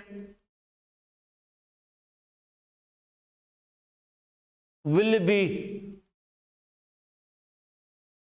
dot dot dot. बहुत famous question है, आता है। तो देखिए गलती क्या होती है, लोड को चेंज किया है हमने ना, लोड को चेंज किया तो आप सोचते हो रेजिस्टेंस चेंज हुआ तो आई इक्वल टू क्या होगा, वी बाई क्या आएगा, आर आएगा। रेजिस्टेंस चेंज हुआ तो इतना तो गारंटी है आप क्या नहीं मारोगे, 300 मिली एम्पियर नहीं मारोगे। क्यों नहीं मारोगे, क्योंकि लोड की वैल्यू को हमने क्या कर दिया, चेंज कर दिया। देखिए क्वेश्चन यही सिंपल है, क्वेश्चन बहुत टफ नहीं है, जिस हिसाब से बता दिया गया है। कितने लोग ने कर लिया, सबको आ जाना चाहिए, कुछ है नहीं इसमें। कोई आइडियल करेंट सोर्स हमने बना दिया, आइडियल करेंट सोर्स है, इन्होंने दिया नहीं है क्या है, लेकिन आइडियल करेंट सोर्स बता दिया है। लोड लगाया इन्होंने है, लोड कितने ओम का है, कितने का है, 1 किलो ओम का है। करंट कितनी फ्लो हो रही है इसमें, 300 मिली एम्पियर फ्लो हो रही है। लोड में करंट फ्लो आईएल मान लिया हमने, ठीक ना, 300 मिली एम्पियर फ्लो हो रही है। आईएस नहीं दिया इन्होंने, लेकिन हम जानते हैं आइडियल करंट सोर्स है, अगर यार कि आइडियल करंट सोर्स है तो यार रखिएगा आईएस की वैल्यू भी कितनी आएगी। ये भी जानते हैं सीरीज में करंट ऑलवेज क्या होती है, सेम होती है। तो आईएस की वैल्यू ये नहीं दिया, लेकिन पता चल गया आईएस की वैल्यू कितनी आ जाएगी, 300 मिली एम्पियर। जरूरत नहीं उसकी फिलहाल अभी तो, ठीक ना। चलिए इन्होंने क्वेश्चन बोला, आप क्या किया, वही आइडियल सोर्स है, आइडियल सोर्स वही है आपके पास है, लेकिन हमने लोड को चेंज किया, जिसको चेंज किया उसी को बताया है, लोड को चेंज कर दिया है, लोड को चेंज किया है। लोड को आप कितना रख दिया इन्होंने, 100 ओम रख दिया है। तो बता रहे हैं करंट कितनी फ्लो होगी, तो हमने पहले बता दिए हैं, क्योंकि आइडियल करंट सोर्स है, करंट ऑलवेज क्या रहती है, कांस्टेंट रहेगी। तो इसमें भी कितनी करंट फ्लो होगी, कितना है, 300 मिली एम्पियर, क्योंकि वही करंट सोर्स लगा हुआ है। अलग करंट सोर्स आता है, ये इसकी बात नहीं कर रहे हैं, तो करंट सोर्स वही लगा हुआ है। तो आईएस की वैल्यू भी कितनी होगी, यहाँ पे 300 कितना है, 300 मिली एम्पियर, और यहाँ भी कितनी होगी, 300 मिली एम्पियर। हमारे कहने का मतलब है यहाँ पे टॉपिक बताने के बाद क्वेश्चन तो लगा सर बहुत सिंपल है, लेकिन एग्जाम में हम देखा है 99% लोग ने गलत करते हैं। है कुछ भी नहीं क्वेश्चन में, आइडियल करेंट सोर्स है, क्योंकि आइडियल जब क्वेश्चन पूछा जाता है तो आइडियल करेंट सोर्स पे ध्यान नहीं देते आप, ये देते हो रेजिस्टेंस की वैल्यू क्या हो रही, चेंज हो रही, तो करंट क्या होगी, चेंज होगी। करंट चेंज होगी तो पहला आपका दिमाग में रहता है 300 मिली एम्पियर तो नहीं मारना है, 300 एम्पियर नहीं मारना है। और जो I equal to V by R करोगे, जैसे भी निकालोगे तो देखोगे यार कि आंसर कोई ना कोई मैच भी हो जाता है, तो इसलिए दूसरा आंसर क्या कर देते हो, आप मार देते हो। लेकिन यहाँ पे क्वेश्चन में लिखा गया क्या है, आपका क्या लिखा हुआ है, एक कांस्टेंट करंट सोर्स का मतलब आइडियल करंट सोर्स हो गया। करंट हमेशा ऑलवेज क्या रहेगी, कांस्टेंट रहेगी, लोड को हमको जो भी चेंज कर ले हम, ठीक ना, ये चीजें हैं। तो आंसर क्या है आपका, डॉट डॉट के बाद क्या है 300 मिली एम्पियर। तो ये बना लीजिएगा, हल्का सा आंसर लिख लीजिएगा 300 मिली एम्पियर, कुछ है नहीं क्वेश्चन में।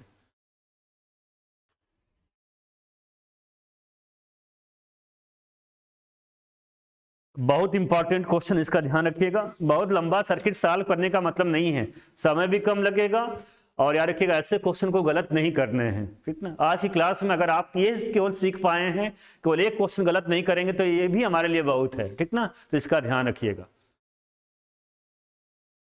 बहुत लंबी सर्किट सॉल्व करने से कोई फायदा नहीं है, क्योंकि एग्जाम में वो सब नहीं क्वेश्चन कर पाएंगे चीजें। हाँ, सीखना है हर बातों से, लेकिन ये सब इंपॉर्टेंट है, सिंपल पॉइंट है, इसका ध्यान रखिएगा, ये मिस ना करिएगा आप।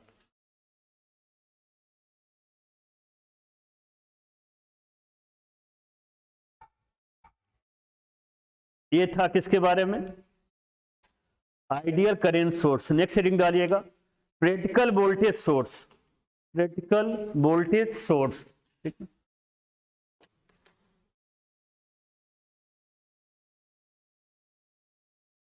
आंसर लिख लीजिएगा 300 मिली एम्पियर, साफ साफ है, इसमें कुछ मैथमेटिकल एनालिसिस कुछ भी नहीं है यहाँ पे, ठीक ना। आइडियल नहीं, क्या आइडियल बोल दिया क्या हमने, प्रैक्टिकल वोल्टेज सोर्स, ठीक ना, ये हम कल बात करेंगे, ठीक ना। अभी क्लास है, जैसे ये सब सही हो जाएगा तो 2 क्लासेस लेंगे आपकी, एक बेसिक इलेक्ट्रिकल की चलेगी, इसके साथ माइक्रो प्रोसेसर चलेगा, या हो सकता है जो बच्चों का जो इलेक्ट्रॉनिक छूटा हुआ है उनका क्लास लें, ठीक ना। तो 2 क्लासेस चलेंगी 1.5 घंटे की, बहुत ज़्यादा लंबा कर देंगे तब भी दिक्कत होगी, तो 2 क्लासेस लेंगे। तभी कुछ दिन तो 5-7 दिन 10 दिन तक हम भी नॉर्मल हो जाए चीज़ें, और सब व्यवस्था भी नॉर्मल हो जाए चीज़ें ना, तो आपकी यही क्लास 2 घंटे या 1.5 घंटे, 1.25-2 घंटे जो भी चल जाए, ठीक ना, यही चलेगी, ठीक ना। तो अभी थोड़ा सा है, अब बाद में आपकी क्लासेस चलने लगेगी, ठीक ना। और थोड़ा सा कोरोना का भी है, चीज़ें हैं, तो आराम से ही चलते हैं, कोई वो नहीं, एक बार सुविधा हो जाएगी, प्रॉपर हो जाएगा तो, ठीक ना।